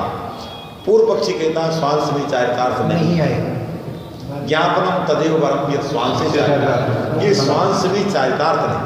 क्यों स्वांश में चारितार्थ नहीं है? क्यों? इसलिए कहा कि वो विधेय है, ये जो ऋत का री है ये विधेय है, और अणदुस सवर्ण चा प्रत्यय में अप्रत्यय लगा, अविधीयमान अण ही अपने स्वर्ण का बोध कराता। तो कभी भी तपरकरण में प्रविष्ट ही अष्टादशादि का बोध कराएगा ही, वो क्षय का ही बोध कराएगा, अर्थात जो क्षय है उसके समकाल स्वर्ण वही बोध होंगे, और उद्देश्य कोटि में विधेय न होने से अष्टादश का बोध होगा। तो दीर्घ ऋकार के स्थान में आंतरतम्या दीर्घ प्राप्ति नहीं रस भी होगा। आप परणकार तक ले लीजिए, व्यर्थ पड़ा, परणकार तक लिया गया, परणकार के बाद भी व्यर्थ, क्यों? दीर्घ की व्यावृत्ति, दीर्घ प्राप्ति नहीं की व्यावृत्ति हो जाए, इसलिए व्यर्थ का व्यर्थ है। बात में आएगी नहीं, श्वास में चारतार्थ नहीं हुआ, क्यों व्यर्थ हुआ? परणकार तक ज्ञापित किया, परणकार के ज्ञापन करने के बाद अणुत लगने चलेगा, तो उर्रित के ऊ में तो लगेगा, ये री में नहीं लगेगा, तो यहाँ अष्टादशादि विधेय कोटि में नहीं है, तो प्राप्ति नहीं है, रसुरी आएगा तो काम चलेगा। क्षति क्या है? श्वास व्यर्थ का व्यर्थ ही, तपरकरण मत करो, कोई जरूरत नहीं है। तपरकरण तब था जो उस स्त्री से अष्टादश असमकाल का ग्रहण, असमकाल विधीयमान ग्रहण, फिर उसकी व्यावृत्ति के लिए तपरकरण श्वास में चाहता नहीं व्यर्थ, इसलिए आपका ज्ञापन आया न चैवं ज्ञापिते भी भाव्यमानत्वात् सवर्ण ग्रहणात् ज्ञापिते भी परणकारम यावत् ज्ञापनं क्रियता, किंतु उर्वृत सूत्र का जो री है वो भाव्यमान विधीयमानत्वात् सवर्ण ग्रहणात् प्रसक्ते, सवर्ण ग्रहण से अप्रसक्ते, वहाँ सवर्ण का ग्रहण प्राप्त ही नहीं है, अष्टादशादि प्राप्त नहीं है, जद व्यावृत्यर्थम से चारितार्थम से, इसलिए तपरकरण व्यर्थम आया, तद्व्यर्थम। हाँ, तपरत्वाभावे तब उसने कहा कि बात सही है, तपरकरण आपने कहा व्यर्थ है, विधीयमान है, विधेय होता कौन विधेय होता? जो अपूर्व विधेयता, जिसमें अपूर्व विधेयता होती। बात सुनिए, यदि तपरकरण हटा दिया जाए और विधेय में भी लगा दिया जाए, क्या? अणुत, और लगाने के बाद इधर भी अष्टादश उधर भी अष्टादश, तो दीर्घ आंतरतम्या दीर्घरी के स्थान में दीर्घरी होगा, तो अपूर्व विधेयक तो रहा कहाँ, उसमें अपूर्वता कहाँ रही? तो अपूर्वता न होने से विधीयमान विधेयक तो नहीं, विधेयता न होने से अणुत सूत्र लगेगा नहीं। किन नाम? विधेयत्व, अपूर्वत्व, अपूर्व जो बोध कराता है उसी को विधेय कहते हैं, वास्तविक नहीं। यह है यदि हम दोनों में अणुस्तवर्ण अपूर्व विधेयता तपरकरण के बाद आती है, यदि तपरकरण व्यर्थ है, श्वास भी नहीं रखा है और सूत्र जो है लग गया, तो दीर्घ के स्थान में दीर्घ, ह्रस्व के स्थान में ह्रस्व, इसमें अपूर्वता नहीं, अपूर्वत्वाभावे विधेयता नहीं, विधेयता से अणुत सूत्र लगेगा, लग सकता है, अपूर्वता नहीं। जब लग सकता है वास्तविक नहीं, तो दीर्घादि प्राप्त है, और दीर्घादि प्राप्त है तो उसकी व्यावृत्ति के लिए तपरकरण आवश्यक है, स्वांश में चारितार्थ है, हाँ, अपूर्व बनाने। तपरकरणोत्तरम अपूर्वत्व आगतम इति अन्यदेतम, तपरकरण के पहले उसमें अपूर्वता नहीं थी, अपूर्वत्वाभावात् विधेयता नहीं थी, इसलिए अणुत सूत्र लग रहा था। तपरकरणोत्तर दीर्घादि की व्यावृत्ति करके उसमें जो अपूर्वत्व आया, ये अन्य, क्यों? तपरकरणोत्तर आया, हमारा तपरकरण चरितार्थ हो गया, क्यों? दीर्घ की व्यावृत्ति कर, बाद में व्यावृत्ति करने के बाद उसमें जो अपूर्वता लगी वो अन्य बात है, पहले उसमें अपूर्वता लगी, तपरकरण के पहले अपूर्वता नहीं, हाँ, इसलिए अपूर्वता न होने से सूत्र की प्रवृत्ति कर, क्यों? दीर्घ से स्थाने दीर्घ, ह्रस्व से स्थाने ह्रस्व, न कश्चित अपूर्व, तो अपूर्व से अभाव विधेयता उसमें है ही नहीं, क्यों? ऋकार यदि अणुत सूत्र न प्रवर्तेत कुत्रचित, न इसमें न उसमें, तो यही ना होगा, ऋकार से स्थाने ऋकार, अपूर्वता ही नास्ति। यदि अणुत सूत्र लग जाए, अणुत सूत्र लग गया, तब भी ऋकार के स्थान में ऋकार अर्थ होगा, तो अपूर्वता तभी होगी जब दीर्घादि की व्यावृत्ति होगी, और दीर्घादि की व्यावृत्ति बिना तपरकरण के होना नहीं, तो तपरकरण जब हुआ तब उसमें अपूर्वता आई, तो तपरकरण के होने के बाद अपूर्वता, तपरकरण के पहले तपरकरण नहीं था, व्यर्थ था, तो उसमें किसी प्रकार की अपूर्वता नहीं। वही लिख रहा, देखो पहले पढ़ो। तपरत्वाभावे यदि तपरकरण नहीं रखते, आदेशांतर निवृत्त्यर्थत्वेन, केवल क्या है तपरकरण आपने हटाया तो मत्सम, जैसे मोना मत्सम माँ समो सम्राट समो मत्स्य माँ से, तो क्या मतलब हुआ? मकार को मकार में आदेशांतर व्यापति परित्राण, तो रिकारस्थ स्थाने रिकारा गुणादिमम, तो आदेशांतर गुणादिमम, केवल रिकार का संरक्षण। जैसे मकार को मकार करने में अपूर्वता नहीं, उसी प्रकार रिकार को रिकार करने में अपूर्वता नहीं, क्यों? व्यावृत्ति किसी की नहीं है। रिकार के रिकार का एक फलितार्थ है कि आदेशांतर न हो जाए, अर्थात उसके स्वरूप की संरक्षण होता रहे, लेकिन उसमें किसी प्रकार का अपूर्व नहीं बोध हुआ, वास्तविक नहीं। तो रिकार से स्थान तपरत्वाभावे, यदि तपरकरण हटा देता तो रिकार से स्थाने रिकार आयमेव अर्थस्य अस्मिन् अर्थे अपूर्वत्वं नास्ति, अपूर्वत्वाभावे अप्रत्यय निषेधा न प्रवर्तते, न प्रवर्तते अर्थ सूत्रम प्रवर्तते, यदि प्रवर्तते तो दीर्घस्य स्थाने दीर्घ प्राप्त, तद व्यावृत्त्यर्थम तपरकरण आवश्यक। व्यावृत जब तपरकरण आवश्यक है तो अवर्णित नहीं लगेगा, अपूर्वता आ गई, व्यावृत्ति करके दीर्घ के स्थान में रस्त करना अपूर्वता है, वास्तविक नहीं। ये तपरकरणोत्तरम आ गया, तो तपरकरणोत्तरम अपूर्वत्वम आगतम इति अन्या, तपरकरणात् पूर्वम तपरत्वाभावे अपूर्वता, इसलिए अपने निषेध नहीं लगा।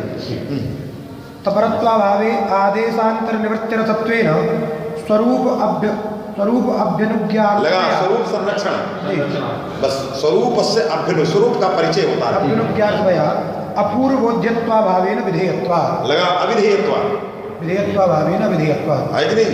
यहाँ अविधेय है, विधेय नहीं। अपूर्वोद्यत्वाभावेन अविधेयत्व, क्यों? अपूर्वोद्यत्व में विधेयत्व, तो अपूर्वोद्यत्वाभावेन अविधेयत्व, तो अविधेय है तो अप्रत्यय नहीं लगेगा, तो उद्देश्य विधेय दोनों में अणुत लग जाएगा, तो दीर्घ से स्थानीय दीर्घ प्राप्त, उसकी व्यावृत्ति करना तपरकरण, तो स्वांश में चरितार्थ हो गया।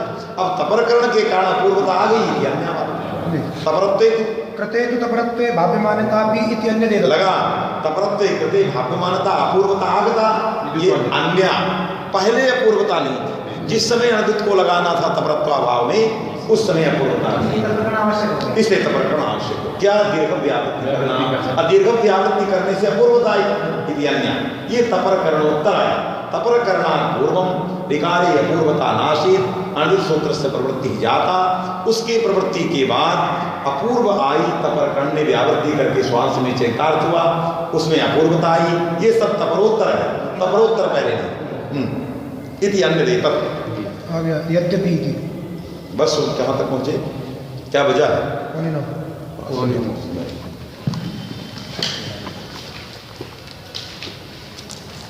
लगा, उसको असत प्रयोगों को देखो। यद्यपि वहाँ का है, यद्यपि नाज्जलौ अक्षर समानायिकानां सावरण निषेधः नाज्जलौ इति सूत्रेण, तथापि विश्वाभि आकार संश्लिष्टत्वात् विश्वाभिधि गूढ़ार्थं, तो नाज्जलौ इदं सूत्रम या एतेन सूत्रेण अक्षर समानायिकानां वर्णानाम् एव सावरण निषेधः, यानी सूत्रेण तत्र हेतु कहा, तो उसने कहा कि अणुत सूत्र से अनिष्पत्ते, क्योंकि नाज्जलौ सूत्र के वाक्यार्थ बोध काल में अणुत सूत्र जो अनिष्पन्न था, वो अनिष्पन्न होने से वो अच में नहीं लगा था, नाज्जलौ के अच में नहीं लगा।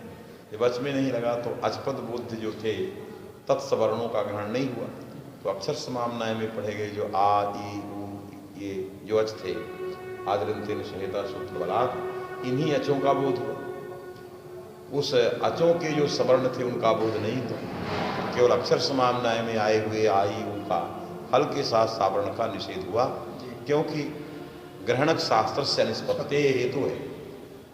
किसमें हेतु है? अक्षर समाम्नायिका नाम एवं सावर्ण निषेधा, इसमें हेतु है।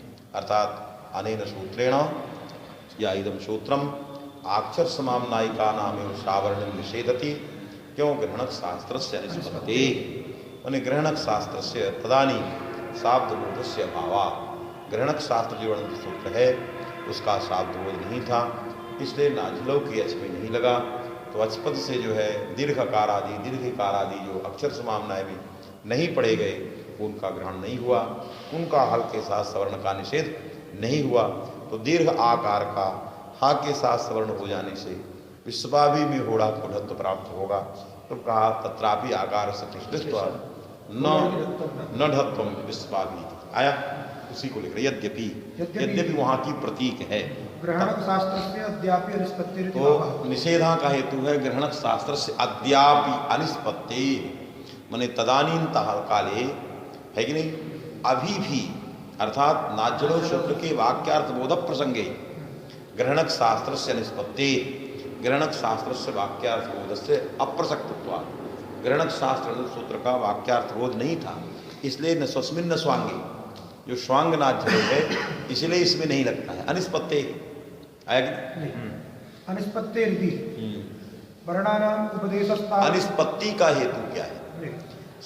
अक्षर समामनायिका नाम वर्णानाम समामनाय पठिता नाम वर्णानाम सावर्ण निषिद्धः अनिष्पत्ते, लेकिन अनिष्पत्तौ किम भी कथम न निष्पद्यते तदीयः तत्सूत्र से वाक्यार्थ बोध, नाज्जलो सूत्र वाक्यार्थ बोध काले या बोध प्रसंगे बोधाद आदौ वा बोधात पूर्वम वा अनर्दित सूत्र से वाक्यार्थ बोधा कथम अनिष्पन्नः, तो अनिष्पत्तौ किम बीजम तदा, तो अनिष्पत्ति का हेतु बताने जा रहे हैं। अनिष्पत्ति यह है सावर्ण अक्षर समामनाए पठितानाम वर्णानाम सावर्ण निषेधः, इसका हेतु है, और अनिष्पत्ति का हेतु बता रहे हैं। आया क्यों अनिष्पन्न है? अनिष्पत्ति ही हेतु का मैंने अप्रसिद्ध हेतु नहीं है, वो कैसे अनिष्पन्न है उस हेतु का मैंने विशद वर्णन कर रहे हैं। अयम भावः वर्णानाम उपदेशस्तावत् तदुत्तर कालम इत्संज्ञा, क्यों क्रम क्या है?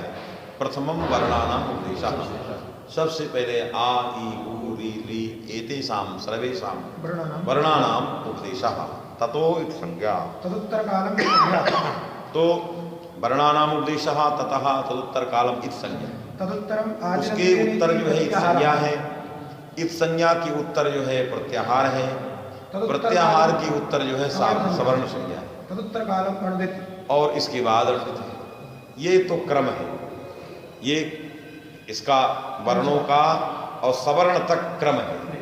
इस क्रम में अणुदित सवर्ण के बाद है और सवर्ण के पहले नाज्जलो, क्योंकि नाज्जलो निषेध वाक्य है, निषेध वाक्य को परित्याग करके ही अपवाद वाक्य का वाक्यार्थ बोध होता है। अपवाद के वाक्यार्थ बोध में निषेधातिरिक्त तत्व संकोच करना पड़ता है, इससे निषेध वाक्य का वाक्यार्थ बोध पहले कर लिया जाता है, उसकी विषयता का परिहार करके ही उत्सर्ग शास्त्र का वाक्यार्थ बोध होता है। इसलिए नाज्जलो तुल्यास्यम के सवर्ण के पहले आ जाता है। तुल्यास्यम सवर्ण जब तक सवर्ण पद का बोध्यत्व निश्चय नहीं करेगा तब तक सवर्ण पद का शक्तिग्रह न होने के कारण नाज्जलो सूत्र में सवर्ण पद घटित है, इससे उसका सवर्ण ही ज्ञात नहीं है, तो संपूर्ण सूत्र का वाक्यार्थ बोध नहीं हो पाएगा। जब नहीं होगा तो नाज्जलो में लगेगा कैसे? क्योंकि नाज्जलो के बोध में तुल्यास्यम का बोध नहीं, तुल्यास्यम के का मतलब है कि सवर्ण का बोध नहीं, सवर्ण का शक्तिग्रह नहीं, सवर्ण के शक्तिग्रह न होने से अर्ध सवर्ण में सवर्ण पद का शक्तिग्रह ज्ञान नहीं, तो पदजन्य पदार्थों उपस्थिति न होने से उस काल में वाक्यार्थ बोध उसका होगा ही नहीं होगा तो नाज्जलो में कैसे लग जाएगा? इसलिए नाज्जलो में नहीं लगा वही देखें। एतेन समुदितेन अन्यत्र सवर्णानाम ग्रहणम्, एतेन ये जो समुदित सिद्धांत है, पंचावयो महावाक्य हैं, माने तमाम जो वाक्यों का एक समुदाय है उसको महावाक्य कहते हैं। वर्णानाम उपदेशः इत्येकं वाक्यं, तदुत्तर काला इत्संज्ञा द्वितीयं वाक्यं, तदुत्तरं प्रत्याहारः तृतीयं वाक्यं, तदुत्तरं सवर्णं चतुर्थं वाक्यं, तदुत्तरम अणुदित पंचमं वाक्यं। ये पंचधा महावाक्य हैं, 5 प्रकार के वाक्य हैं। इन समस्त वाक्यों को मिलाकर कहते हैं महावाक्य। इस समुदित जो महावाक्य बनेगा, इस महावाक्य से यह निर्णीत होता है, यह आता है कि अन्यत्र सवर्णानाम ग्रहणम भवति, इनके इन महावाक्यों के अंदर जो है वहाँ नहीं होगा, उसके अन्यत्र जब ये सारी चीजें हो जाएंगी तब इसके अन्यत्र सवर्ण का ग्रहण होगा, इनके अंदर नहीं होगा। इनके अंदर अपना भी आता है और उसके अंग भी आते हैं, तो स्वयं भी अपना आ गया अणुदित, और उसके अंग जितने हैं, अंग माने उसके उपकारक तुल्यास्य और नाचलव, तो इनमें भी नहीं लगे। अर्जुन सूत्र की वो अंग कौन है, उपकारक कौन है? नाचलव और तुल्यास्य, क्योंकि नाचलव तुल्यास्य का उपकारक है, तुल्यास्य अर्जुन का उपकारक है। तो जितने ये, तो वो उपकारक का उपकारक नाचलव है, अर्जुन के उपकारक का उपकारक है, जिससे उस अंग में कभी भी प्रवृत्ति नहीं होगी। अन्यत्र सवर्णानाम ग्रहणम, बात में कि नहीं? इसलिए अनिष्पत्ति सिद्ध हो गई। जब अनिष्पत्ति सिद्ध हो गई तो नाचलव सूत्र भी नहीं लगेगा। तो अक्षर समान नाये पठितानाम वर्णानाम अनेन सावरणम निषिध्यते, ये सिद्धांत जागरूक आया। एतेन सवदितेन अन्यत्र सवर्णानाम ग्रहणम इति वाक्यापरिसमाप्ति न्यायात्। ये वाक्य अपरिसमाप्ति न्याय, इसको कहते हैं वाक्यापरिसमाप्ति। वाक्यम परिपूर्ण नास्ति, ये वाक्य जो है परिपूर्ण नहीं है। एकम एकम वाक्यम अपरम अपरम वाक्यम आकांक्षते, एक एक वाक्य दूसरे दूसरे वाक्य की आकांक्षा करता हुआ अंतिम में वाक्य पूर्ण होगा। प्रथमम वर्णानाम उपदेशः इदम वाक्यम इत संज्ञाम अपेक्षते, तदुत्तर काला इत संज्ञा इति वाक्यम अपेक्षते, क्योंकि उपदेशस्य प्रयोजनम किमस्ति उत्तरम अपेक्षते। इत संज्ञाया किम प्रयोजनम आदिरंति प्रत्याहारम, प्रत्याहार की अपेक्षा करता है। प्रत्याहार का क्यों कर रहे हो, तो सवर्ण की अपेक्षा करता है। सवर्ण जो है क्यों बना रहे हो, तो अर्जुन इत्यादि की अपेक्षा करता है। ये एक एक वाक्य दूसरे दूसरे वाक्य की अपेक्षा करने के कारण सर्वथा अपरिसमाप्त है, सर्वथा परिसमाप्त नहीं है, परिपूर्ण नहीं है। परिसमाप्त कहते हैं निराकांक्षा। देवदत्तः ग्रामं गच्छति इदं वाक्यम परिसमाप्तम, निराकांक्षा, आकांक्षा परिपूर्ण है। लेकिन ये वाक्य जो है एक वाक्य अपर वाक्य की आकांक्षा करता है, इससे सर्वथा अपरिसमाप्त है। तो इसलिए वाक्या परिसमाप्त कहते हैं। क्या कहते हैं इसको? वाक्या अपरिसमाप्ति न्याय। वह वाक्यम सर्वथा समाप्तं नास्ति, अपरम अपरम वाक्यम आकांक्षते एतावता इदम वाक्या अपरिसमाप्त। ये समुदित जो है ये एक दूसरे की आकांक्षाओं को लेकर चलते हैं, इसलिए इसको वाक्या परिसमाप्ति न्यायेन इदम सिद्धम भवति यद अन्यत्र सवर्णानां ग्रहणम भवति न स्वस्मिन् न स्वांगे, ना स्वयं में इसकी प्रवृत्ति होगी ना अपने स्वांग में प्रवृत्ति होगी। यह वाक्या परिषद समाप्ति न्याय इदम ध्वनितम भवति। तस्मात् नाजलव सूत्र स्वांग में इसकी प्रवृत्ति न होने के कारण अक्षर समामनायिक वर्णों का ही सावरण निषिद्ध होगा। अयम भावः, ये जो भाष्य था प्रथम वर्णानाम उपदेशः ततः संज्ञा ततः प्रत्याहारः ततः सावरणम ततः अणुदित, ये जो पंचधा महावाक्य थे, इन वाक्यों का जो समुदाय था वो एक दूसरे की आकांक्षा करने के कारण सर्वथा वाक्या परिसमाप्ति न्याय से जाना जाता था। इस न्याय से जो चीज़ें आई हैं उसको हम और वैसद्येन बताना चाहते हैं। अयम भावा समग्रस्यापि वाक्या परिसमाप्ति न्याय से इदं तात्पर्यम्।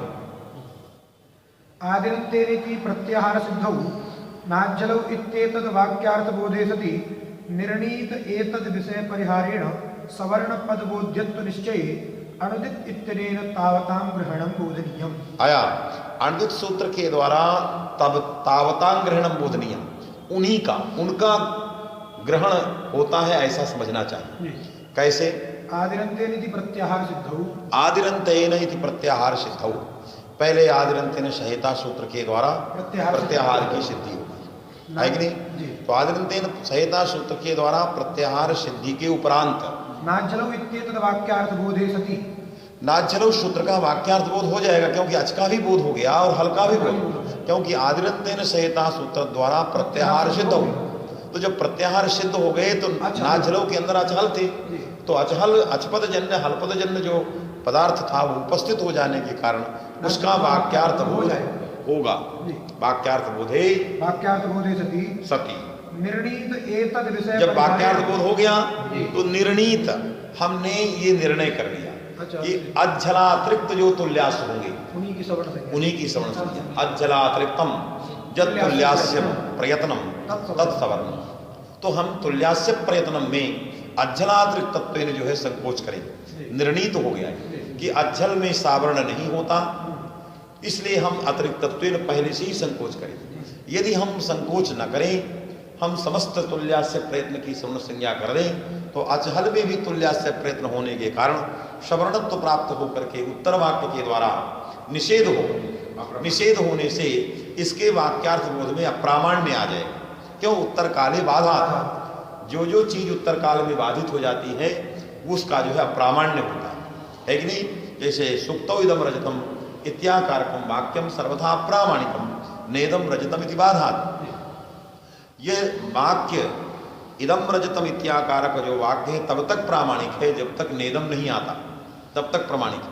इसलिए भ्रम और संदेह में यही अंतर है कि भ्रम कुछ देर तक निश्चयात्मक रहता है, भ्रम जो है कुछ देर तक निश्चयात्मक रहता है, और वो जब तक उत्तर काल में निषेध नहीं आता तब तक वो निश्चय रहता है, यही है। और उसमें निश्चय नहीं होता, संशय में निश्चय नहीं रहता। इसलिए संशय निश्चय नहीं रहता और भ्रम में निश्चय रहता है, यही अंतर है। और वो तब तक निश्चय है जब तक उत्तर काल में उसका बाध नहीं होता। जैसे समग्र प्रपंच शाश्वत है, ये जो भ्रम है बिल्कुल निश्चयात्मक है, किसी को ये अशाश्वत लगता ही नहीं है। यदि अशाश्वत लगने लग जाए तो यहाँ रहना आनंद कर नहीं रह जाए, तो ये हमेशा बहुत अच्छा लगता है। इसलिए लगता है कि प्रपंच मिथ्या है, ये ज्ञान ही नहीं हो रहा है। उत्तर काल में बाध नहीं है, उत्तर काल में बाध होते ही ये खराब लगने लगे, तो इसलिए निश्चय बिल्कुल लगता है, ये सत्य लगता है, वास्तविक लगता है, छोड़ने की इच्छा नहीं होती है, जाने की इच्छा नहीं होती। ऐसा आनंद कहाँ मिलेगा? ये सारी चीज़ें यहीं प्राप्त होते हैं, इसलिए ये निश्चयात्मक है। इसलिए मनुष्य सब चीज़ों में लगा है, पढ़ाने वाला पढ़ाने में लगा है, चोरी करने वाला चोरी में आनंद प्राप्त कर रहा है, खेती वाला खेतों के साथ ऐसा लगा है कि लगता है कि ये जो है ये कभी भी छूटेगा नहीं। कर्मचारी अपने पदों में ऐसा लगा है कि लगता है कि ये कभी जाएगा ही नहीं। सब सत्य है, कभी दिमाग में आता ही नहीं। आज जिस दिन आ जाए, मकान बनाने वाले ने इतने लंबे गहरे पिलर दे रहा है कि लगता ही नहीं कि इससे कभी जाना। यदि वो 40 और 50 60 के बीच में बना रहा है तो कितने साल के पिलर की जरूरत है? 20 साल। ज्यादा गहराई जाने की जरूरत नहीं है। लेकिन मिस्त्री से ले, वो कहता है इंजीनियर से, मजबूत होना चाहिए, मने बहुत अंदर चले जाओ, अरे रहना कितने दिन था, लेकिन वो सब सत्य लगता है, इसलिए उसमें आनंद है। वास्तविक वो ये वही ज्ञान नहीं हो रहा। यदि कोई कह दे अरे कितने साल रहना है, अब अशुभ बोल रहे, मैं शुरू किया अशुभ बोलना शुरू कर, वो तो सही बोल रहा है, सच बोल रहा, लेकिन मनी वो वही सच लग रहा, क्यों? उत्तर काल में बात ही नहीं है कि नहीं? इसलिए जो है भ्रम जो है वो भ्रम है, संसार भ्रम है, मृग मरीचिका की तरह है, लेकिन ब्रह्म ज्ञान न होने से सब कुछ सत्य है। तो इसलिए उसने कहा कि यदि नाज्जलो सूत्र का हम वाक्यार्थ बोध निश्चय नहीं करते हैं, बाद में तुल्यास्यम का बोध कर लेते हैं, क्योंकि किसी के वाक्यार्थ बोध में कोई सूत्र कांड नहीं होता है। वाक्यार्थ बोध में पदजन्य पदार्थोपस्थिति शक्ति ज्ञान यही सारे कारण हैं। यदि वो कारणकूट हैं तो उसका वाक्यार्थ बोध होगा। प्रमा अप्रमा तो बाद की चीज है कि नहीं? यदि प्रमा शक्ति ग्रह है तो परमात्मक बोध होगा, अप्रमा शक्ति ग्रह है तो बोध को कोई रोक नहीं सकता है, तो बोध तो होगा, लेकिन नाजलो जैसे ही उसको ठोकर देगा वो अप्रमा हो जाएगा। इसलिए हमारा ये तुल्यास्यम का बोध अप्रमा ना हो, इसके लिए इसके विषय को जानना है, इसका परिहार करना है, और इसके बाद तुल्यास्यम के द्वारा एक प्रमाणिक यावत शाश्वत उसका वाक्यार्थ बोध बना रह जाए, इस तरह का वाक्यार्थ बोध करना है। ऐसा जो वाक्यार्थ बोध है वो वाक्यार्थ बोध काल में नाज्जलो के वाक्यार्थ बोध में आदौ करना है। उस वाक्यार्थ बोध में न तुल्यास्यम था न अणद्वित था, तो कैसे लग जाएगा? नाज्जलो थे ही नहीं, पैदा ही नहीं हुए थे, ये दोनों पैदा ही नहीं हुए थे। जब पैदा ही नहीं थे नाज्जलो के काल में, तो कैसे नाज्जलो में आए? नाज्जलो ने अपना काम कर चुका, फिर तुल्यास्यम अपना काम किया, फिर इसके बाद अणद्वित पैदा हुआ, तब तक काम हो गया, तब तक इधर काम हो गया। वास्तविक नहीं। इसलिए ये इसीलिए कहा गया कि अनिष्पत्ति उसकी अनिष्पत्ति है, वो निष्पन्न नहीं है, प्रवृत्त आया ही नहीं है, पैदा ही नहीं हुआ। निर्णीत एतद् विषय परिहारे नाज्जलो श्रोत्र विषयताम निर्णीय तादृशीं विषयतां च परित्यज्य परिहारेण परिहारेण माने परित्यज्य और नाज्जलो सूत्रस्य विषयतांच निर्णीय तुल्यास्य प्रयत्नम इति सूत्रस्य वाक्यार्थ पश्चात् एतन्निर्णीय विषयतांच परिहृत्य तदनन्ततः तुल्यास्यं सूत्रस्य सवर्णपद बोध्यत्व निश्चयः सवर्णपद बोध्यः कः तुल्यास्य प्रयत्नम इति निश्चयः कर्तव्यः। ये निश्चय अज्जलातिरिक्त में होगा। सवर्ण पद बोध्यता अज्जलातिरिक्त तुल्यास्य प्रयत्न में है। समझाएगी नहीं? सवर्ण पदम तुल्यास्य प्रयत्ने सक्तम, तो तुल्यास्य प्रयत्न में अज्जलातिरिक्त तुल्यास्य प्रयत्न में है, अज्जल में है नहीं, तो उत्तर काल में बाद नहीं। सवर्ण पद बोध्यत्व निश्चय अनुदित इत्यनेन तावतां ग्रहणं। ये इसके बाद जब सवर्ण पद बोध्यत्व का अज्जलातिरिक्त सावर्ण का निश्चय हुआ, तुल्यास्य प्रयत्न रूप सवर्ण का निश्चय हुआ, उसी में अनुदित लगेगा। तो अज्जल में कैसे लग जाए? क्योंकि उसमें सवर्ण है ही नहीं है, निश्चय किया बैठा है। तद अतिरिक्त तत्व संकोच है, अर्थात अनुदित सवर्ण के सवर्ण पद का अर्थ समझेगा क्या है? अज्जलातिरिक्तम तुल्यास्य प्रयत्न में सवर्ण है, यही लगना है अनुदित को, क्योंकि यही सवर्ण का जो है बोधक कराएगा।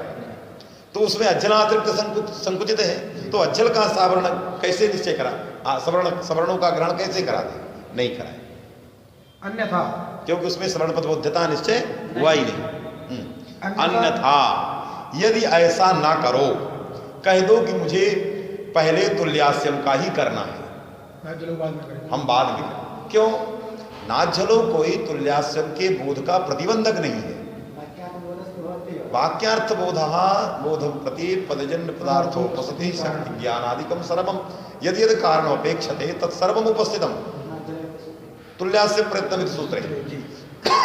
जब तुल्यास्य प्रयत्न सवर्ण सब कुछ शक्ति ग्रह है, तो उसका वाक्यार्थ बोध होगा, तो कहो हम उसका करेंगे, बाद में नाज्जलो का करेंगे।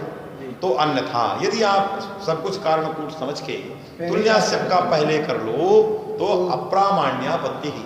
क्यों? उत्तरे तस्य बाधा। अन्यथा बाधक संभावनया, बाधक माने नाज्जलो सूत्र बाधक है, तत्संभावनया तुल्यास्य सूत्र शक्ति ग्रहे, तुल्यास्य सूत्र शक्ति ग्रहे अप्रामाण्य संदेहेन तत्शास्त्र बोधानापत्ति। अनापत्ति, बोधानापत्ति माने अप्रामाणिकस्य ज्ञानस्य बोधास्यात्। अप्रामाणिक बोध होगा, लेकिन प्रामाणिक माने बोधस्य माने प्रामाणिकस्य बोधस्य नापत्ति। बोधानापत्ति दोष नहीं है, प्रामाणिकस्य बोधस्य नापत्ति। बोध तो होगा, लेकिन प्रामाणिक बोध नहीं, ये कहना है। प्रामाणिकस्य बोधस्य नापत्ति। क्यों? बाधक संभावनया, बाधक संभावनया प्रामाणिकस्य बोधस्य नापत्ति। न चैतत् वाक्यार्थ बोधात् प्राक् तन्निश्चय इति। न एतद् वाक्यार्थ बोधात् प्राक् नाज्जलो सूत्रस्य वाक्यार्थ बोधात् प्राक् तन्निश्चयः कर्तव्यः। न चैतत् वाक्यार्थ बोधात् प्राक् तन्निश्चय इति। यत्तु न तन्निश्चयः माने तुल्यास्यं सूत्रस्य वाक्यार्थ बोधा निश्चयः वाक्यार्थ बोधा नास्ति, प्रामाणिकः वाक्यार्थ बोधा नास्ति।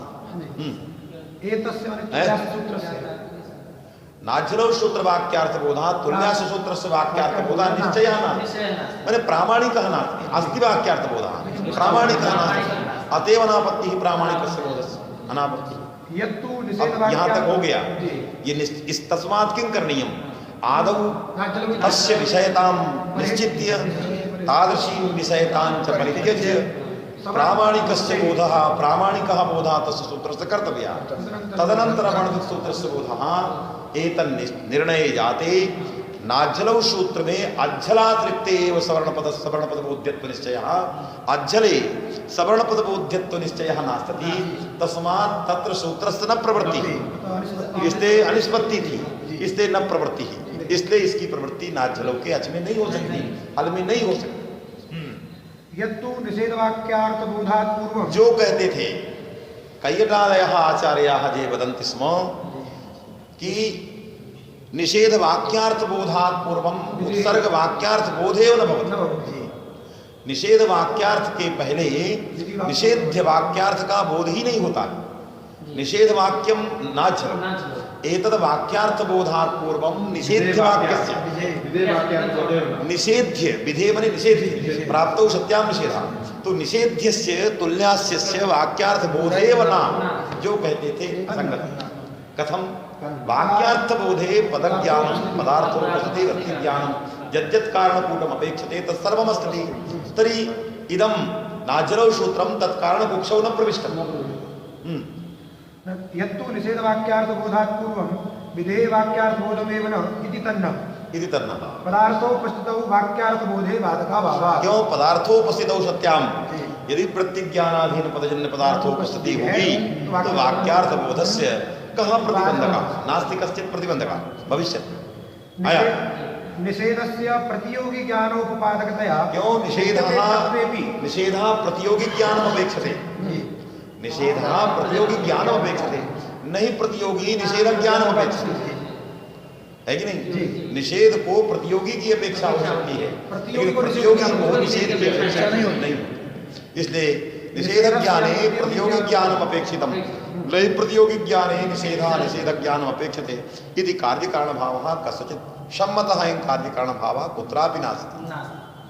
निषेधस्य प्रतियोगी ज्ञानोपपादकतया माने कारणतया अभाव ज्ञाने प्रतियोगी ज्ञानम कारण ये है, नहीं प्रतियोगी ज्ञाने भाव ज्ञान से कारणता कस्यापि सम्मता। विद्यपेक्षत्वेपि विधेः तदपेक्षत्वे माना भावाच्च।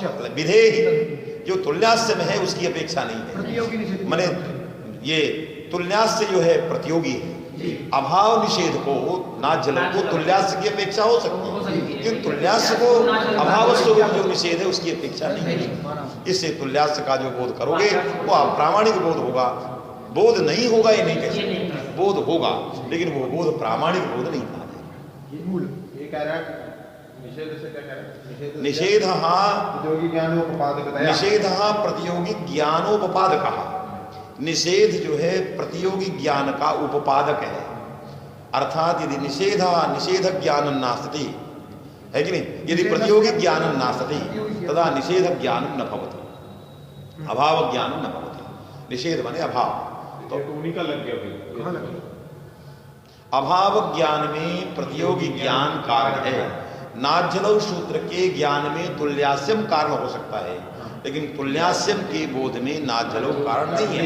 तो तुल्यास्यम का बोध पहले हो जाएगा, यदि हो गया तो नाज्जलौ उत्तर में बाध करेगा तो वो बोध अप्रामाणिक होगा, बोध ही नहीं होगा। लेकिन बोधाय न भवति यत्तु कथयति बोधाय न भवति, ये ठीक नहीं। बोध तो होगा क्यों, लेकिन अप्रामाणिक।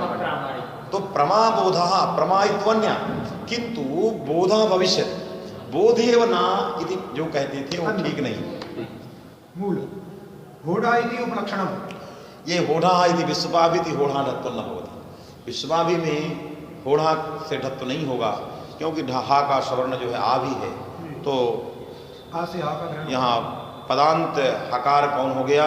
विश्वपाभि में पा का आ, तस्य ढत्वम प्राप्तम सावर्ण निषेधान न भविष्यति इदम उपलक्षणम अन्य सामपि दोषादि। रमासु इत्यत्र सत्वम, क्योंकि रमासु में इन प्रत्याहार बोध्य हकार सवर्ण आ और उस आ से उत्तर हो गया रमासु का सा, उसको मूर्धन्य सकार होने लगेगा। ये भी वारण तभी होगा जब हम आकार प्रश्लेष करेंगे। ऋण प्रत्याहार में आने वाले हा का सवर्ण आकार नहीं है, अतः रमा का आयण में नहीं आया, तदुत्तरा प्रत्यय सकार को मूर्धन्य सकार नहीं है। बस में कि नहीं, ये भी उपलब्ध नहीं समझे लगा। यहाँ इन पद बोध्य आ नहीं है, क्यों? सवर्ण निषेधा, क्योंकि इन पद बोध्यत्व जो है तभी बनेगा जब इन पद बोध्य हा का सवर्ण हो। आया यथा इन पद बोध्य इकार सवर्ण दीर्घादि नाम इन पद बोध्यत्वम तथैव इन पद बोध्य हकार सवर्णे आकारे भी इन पद बोध्यत्वम स्यात् यदि सावर्णम स्यात् किंतु आकार प्रश्लेषात् सावर्णं नास्ति। अतः इन पद बोध्य हकार हकार से अकारे आकारेण सह सावर्ण्य अभावात् दीर्घाकारे इन पद बोध्यत्वं नास्ति। इन पद बोध्यत्वाभावात् तदुत्तरस्य सकारस्य सकारो न भवति। लगा? रमासु इत्यत्र सत्वम, वागासी इत्यत्र जयोः इति, वागाशी आकारस्य घकारः, जयोः अन्नतरस्याम जया परस्य हस्य, जय हो गया गा, उससे परे हा कौन हो गया? आ, क्योंकि जयपद बोध्यकार जया परस्य हस्य, हा पद बोध्य कौन? हा, तत्सवर्ण कौन हो गया? आ, क्योंकि हा अण है, उसमें अणुत्व लगेगा और उसका जो जितना स्वर्ण होगा सब में आपद बुद्धित्व निश्चित कर देगा। तो हकार से आ भी होगा, तो बागाशी के जो गा में आ है उस आ को हा समझ करके झेयोन्नत्र श्याम सूत्र लगने लगे।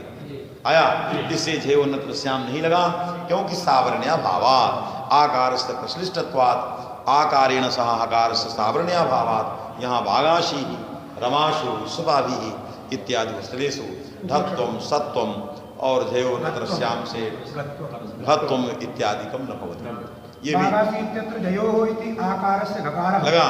तो यहाँ ये धत्व, ये जो धत्व था ये सत्व का भी उपलक्षण है, घत्व का भी उपलक्षण है। दासिष्ठ इत्यादौ दादे धातुर्भ दासिष्ठ में आ को घा नहीं हुआ, क्योंकि दादेर धातुर हस्तघा हा पद बोध्य आ सावरण्यात, तो दासिष्ठ के दा के आ को भी, क्योंकि दादी धातु दा उसका हकार कौन हुआ आ को घा हो जाए, इससे घत्व न हो। क्यों? आकारस्थ इति बोध्यम। यदि तु विव्रतम ऊष्मणाम इत्यत्र ईसत् इति अनुवर्त्य, यदि विव्रत में ईसत् इस पृष्ठम अंतस्थानाम ईषद विव्रतम ऊष्मणाम स्वराणांच इत्यत्र ईसत् इस पृष्ठम के ईसत् को विव्रत में अनुवर्तन कर दो, तो ईसद विव्रतम ऊष्मणाम और विव्रतम स्वराणाम इस प्रकार से प्रयत्न भेदेन व्याख्यायते तदा नाज्जलौ सूत्रम मास लगा। उस समय सूत्र की आवश्यकता नहीं है, यानी पंच प्रयत्न जब हो गए तो सूत्र, क्योंकि तुल्या से प्रयत्न नहीं रहा तो सवर्ण प्राप्ति नहीं है, प्रयत्न भेदात। यदि तु विव्रतम ऊष्मणाम इत्यत्र ईसदिति अनुवर्त्य लगा स्वराणांच इत्यत्र निवर्त्य, और स्वराणांच निवर्त्य एक जगह ले गए एक जगह हटा दिए, प्रयत्न भेदो व्याख्यायते तदा नाज्जलौ इति सूत्रम मास्तु रमासु इत्यत्र सत्वमिति। रमासु में सत्व प्राप्त है जी। सर्वस्यापि एकया युक्त्या वारणेन आपाद्यमाने अर्थे न्यायात् अनादरादेव उक्तम। कहाँ? यहाँ विश्वपाभि में के बाद जो रमासु है या बागासी है या दासिष्ठ, यहाँ आपने कहा कि रमासु में आदि सब प्रत्ययों से प्राप्त होने लगेगा। क्या प्राप्त होगा? सत्व, वास्तविक नहीं, और दासिष्ठ में घत्व, वास्तविक नहीं। तो रमासु में माँ के आको इण मान करके सत्व प्राप्त, अम्मा के आको धत्व भी प्राप्त होड़ा, तो धत्व की और सत्व दोनों प्राप्त पूर्वत्रासित है। पूर्व त्रिपादी होढ़ा परत्रपादी आदि सब प्रत्ययो हो, पूर्व त्रिपादी की दृष्टि में परत्रपादी सिद्ध है, असिद्धत्वात् सत्वन्ना, क्योंकि वह सिद्ध है तो धत्व ही प्राप्त है। तो फिर कैसे चले गए रमासु में सत्व का उत्पादन करने? धत्व जो विश्वपाभि में भी धत्व, रमासु में भी धत्व, यहाँ दासिष्ठ में भी दा के दासिष्ठ में तो नहीं है, क्योंकि वहाँ होढ़ा झली पदांत होना था, जल में आएगा, आ गया। तत्रा भी धत्वम पूर्व त्रिपादी के सब पर सिद्ध, सर्वत्र धत्व में वो प्राप्त उपलक्षणतया इत्यादि सर्वम न कथनीय। ये जो कहने वाले थे अपास्तव, क्यों? किसी एक ही युक्ति से सारे दोष बारित हो जाएं तो आपाद्यमान अर्थों में न्याय का अनादर होता है, न्याय नहीं लगाया जाता। पूर्वत्रा सिद्ध में एक न्याय है, एक नियम। नियम कहाँ लगा रहे हो? आपाद्यमान अर्थ में। क्या आपत्ति है वहां? सत्व की। इस सत्व तो आपत्ति है, चाहे धत्व की आपत्ति करो चाहे सत्व की आपत्ति करो। ये सत्व धत्व कौन होगा? ये दोनों आपाद्यमान है। इस आपाद्यमान अर्थ में न्याय का अनादर है, नहीं लगाना चाहिए। जब न्याय नहीं लगाना चाहिए तो कैसे वारण? एक या जुक्तिया प्रश्लेष रूपया जुक्तिया, जो आकार प्रश्लेष या जुक्ति है उस जुक्ति से सारे आपत्ति बारित हो जाती है। फिर उन आपाद्यमान में कौन होगा कौन नहीं होगा, इसके लिए न्याय से अनादरत्व, न्याय का आदर नहीं किया जाता। इससे पूर्वत्रा सिद्धम नहीं लगा सकते। एक ही जुक्ति वही प्रश्लेष है, उसके द्वारा सब बार हो जाए, न सत्वम न धत्वम न धत्वम, सब बार वही लिख रहे हैं। सर्वस्यापि दोषस्य आपाद्यमानस्य सत्वस्य धत्वस्य घत्वस्य सर्वस्यापि एकया जुक्त्या प्रश्लेष रूपया जुक्त्या आकार प्रश्लेष रूपया जुक्त्या वारणे संभवे आपाद्यमाने अर्थे आपाद्यमानं घत्वं ढत्वं सर्वम आपादसत्वम न्यायस्य माने पूर्वत्रा सिद्धमिति न्यायस्य अनादरात् एवं उत्तम। इसीलिए हमने मूल में कहा, नहीं तो ये सब ढत्व सब प्राप्त था, ये सब कुछ नहीं प्राप्त था। ये उपलक्षण कहना हमने इसीलिए कहा कि न्याय का अनादर है। और यही उपलक्षण मूलक ग्रंथ ही हमको सूचित कर रहा है कि आपाद्यमाने अर्थे न्याय से प्रयोग आना कर वास्तविक नहीं इति सूचितम लगा।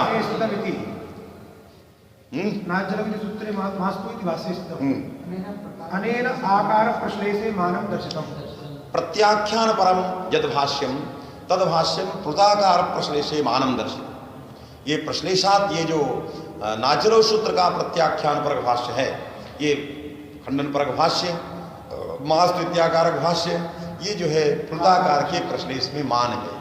हमने पहले बताया था कि प्लुताकार प्रश्लेषे नाचलो सूत्र प्रत्याख्यान परम भाष्य मानम, वही लिख रहा है कि नाचलो सूत्र प्रत्याख्यान परम भाष्यम प्लुताकार से प्रश्लेषे मानम। क्यों? प्लुताकार से अप्रश्लेषे हे यासो इत्यत्र सत्वं प्राप्तम प्रयत्न भेदेन सूत्र प्रत्याख्याने न प्राप्तम तस्मात् फल भेदा फलैक्ये प्रत्याख्याने न तो भेद फल भेदे तस्मात् प्रत्याख्यान परम भाष्य में संगत। तो प्रत्याख्यान पर भाष्य प्रामाण्यात् प्लुताकारस्यापि प्रश्लेषः कर्तव्यः। प्लुताकारस्य प्रश्लेषे हे यासो इत्यत्र सत्वं न प्राप्तम प्रयत्न भेदेन सूत्र प्रत्याख्याने भी सत्वं न प्राप्तम तस्मात् फलैक्यम एतावता प्रत्याख्यान परम भाष्यम संगतं जातम्। अनेन आकार प्रश्लेषे मानं दर्शितम्। आकार में प्लुताकार दो उसमें डंडी लगी, एक लगा कि नहीं? वृद्धिरादैच वृद्धिरादैच एच इह द्विमात्र एव। ऐच जो है वृद्धिरादैच में ऐच इत्यस्य अर्थः ऐ औ ऐ इत्यनेन त्रिमात्रस्य चतुर्मात्रस्य वा या द्विमात्रस्य वा कस्य ग्रहणं कहा द्विमात्रस्यैव। ऐच से जो ऐ औ लिए जाएंगे वो द्विमात्रिक लिए जाएंगे, त्रैमात्रिक नहीं लिए जाएंगे। क्यों? तपर करणात् तात्परत्वात् तात्परत्वात् माने तपर करणात्, क्योंकि तात्पर ऐच माने ऐ औ समकालस्य बोधा तो द्विमात्रकस्य बोधा न त्रैमात्रिकस्य प्लुतस्य। तो प्लुत की जो है हम नहीं करेंगे वृद्धि संज्ञा, हम दीर्घ जो ऐ औ होंगे उन्हीं की माने वृद्धि संज्ञा करेंगे। आया कि नहीं? क्योंकि वृद्धिरादैच में तपर करना है, वृद्धिरात ऐच तो आत में तात्पर, तो तात्पर कौन है? ऐ। और ऐच का मतलब आनपुर भी नहीं, ऐच ताकार से उत्तर होने वाला अर्थ कौन है? ऐ और औ। अथवा ऐच पूरा ले तो सह समकाल से बोध का, तो ऐच से बोध जो होंगे उसके समकाल, तो ऐच बोध ऐयौ अपने समकाल की बोध कराएंगे, विषम काल जो प्रदादी है उनका बोध ऐच नहीं कराएंगे। तेरा कृष्ण तत्व इत्यत्र त्रिमात्रो न, नहीं तो कृष्ण में यहाँ एकत्व का द्विमात्रिक ए त्रैमात्रिक ही होने लगा, क्योंकि स्थानीय 3 मात्रा वाला है। कृष्ण में अणा में आ 1 मात्रा, एकत्व के एक की 2 मात्रा, दोनों को मिलाकर त्रैमात्रिक प्लुत आ जाता है। और आता क्या है? केवल आई या यदस्ति सा भवति। हम वृद्धि करते हैं, वृद्धि में जो रहेगा वही होगा, तो वृद्धि में द्विमात्रिका ही है वही होगा। त्रैमात्रिका नास्ति न भविष्यति। तेरे प्रश्नैकत्वम् इत्यत्र त्रिमात्रो न एवं उत्तर सूत्रे भी एवं अधे गुणः इत्यत्रापि तेरे गंगोदकम इत्यातो गंगा में 2 और उदकम का 1 त्रैमात्रिक जो है वो नहीं हुआ। पूरा हो गया ना? हाँ तो भुवादया पर बोलो आप लोग, हम भुवादया पर कल पढ़ाएंगे भी और पढ़ाने के बाद उसी समय लिखा दें, जैसे ही पढ़ा के खाली होंगे लिखा दें। अच्छा है शास्त्र, इसी शास्त्रार्थ में नियुक्ति हो गई किसकी? वो जो संस्थान हुई उनकी, अच्छा यदुवीर जी। हाँ उसको एक बार हटाए उस वाले आश्रम हुआ था पुराने वाले। चलो कल आएंगे, अब कल आएंगे, वहाँ से लाओगे तो परसों। अच्छा परसों